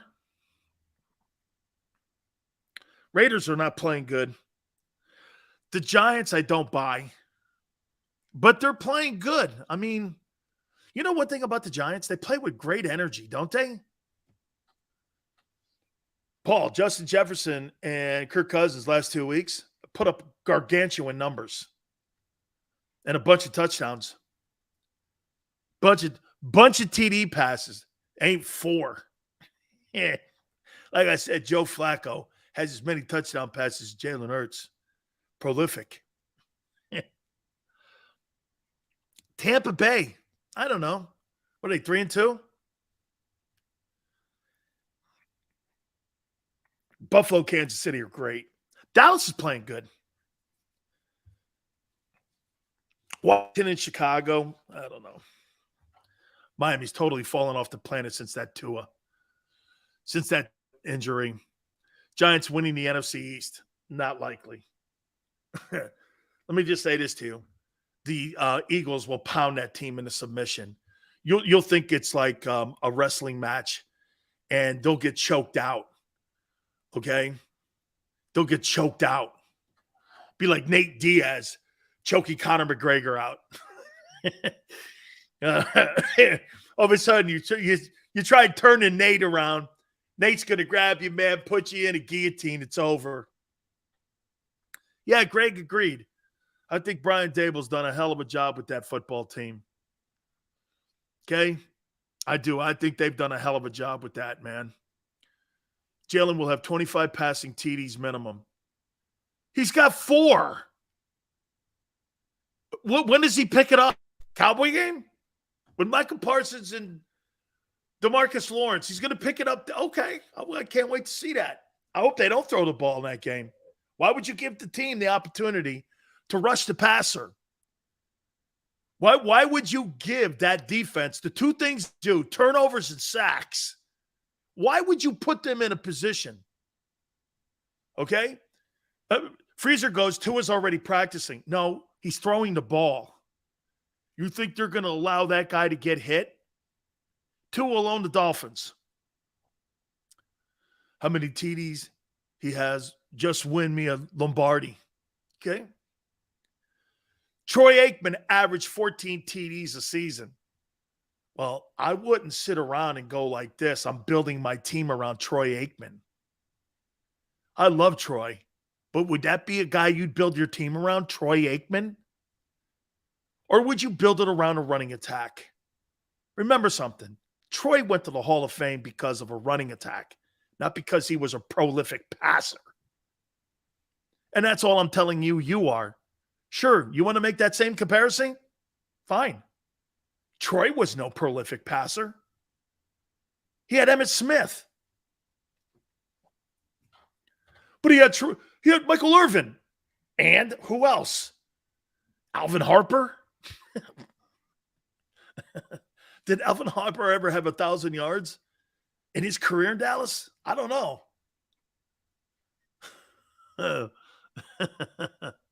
Right? I mean, you want to compare him to Troy? Sure. Hey, Xander, why don't you do me a favor, brother? Why don't you send Dave a text and see if we can get him tomorrow? Okay, and tell him that the show's over now because I think he's free now. But if you can, we can see if we can potentially. Then again, I'll do it. Okay, I'll do it. We'll see if we can do it after we'll see if we can get him for tomorrow. Yeah. Okay, man. Yeah. I Show's not over till the fat lady sings. Is that right, Maniac? Hurts will end the season with 20 to 24 passing touchdowns. You're still young.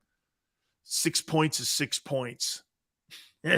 6 points is 6 points. Stafford, he's averaging 4.8 points a game throwing the ball. You're not going to win a lot of games averaging under 5 points in the passing game and being one-dimensional and running the ball. Oh, man. Once again, love you guys. Stephen Jones tomorrow. Probably Dave wants that as well. Michael Irvin will be somewhere in there. So we'll do all that. Keith Byers Friday. We're getting closer to Sunday. Boy, I can't wait. This is going to be one of the greatest. This is going to be one of the biggest games that the Eagles have had since the Super Bowl.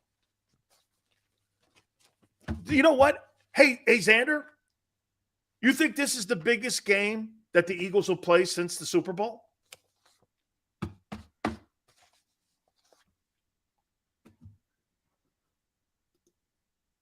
No? Okay. No, since the Super Bowl. That New Orleans game in the playoffs.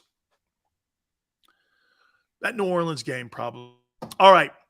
Appreciate it. We got a full schedule tomorrow. We appreciate it. We apologize for Dave. He'll come on tomorrow with us. Thank you guys so much. Please hit the like button. Till tomorrow, 3 to 6 Eastern time. We shall see you on the flip side.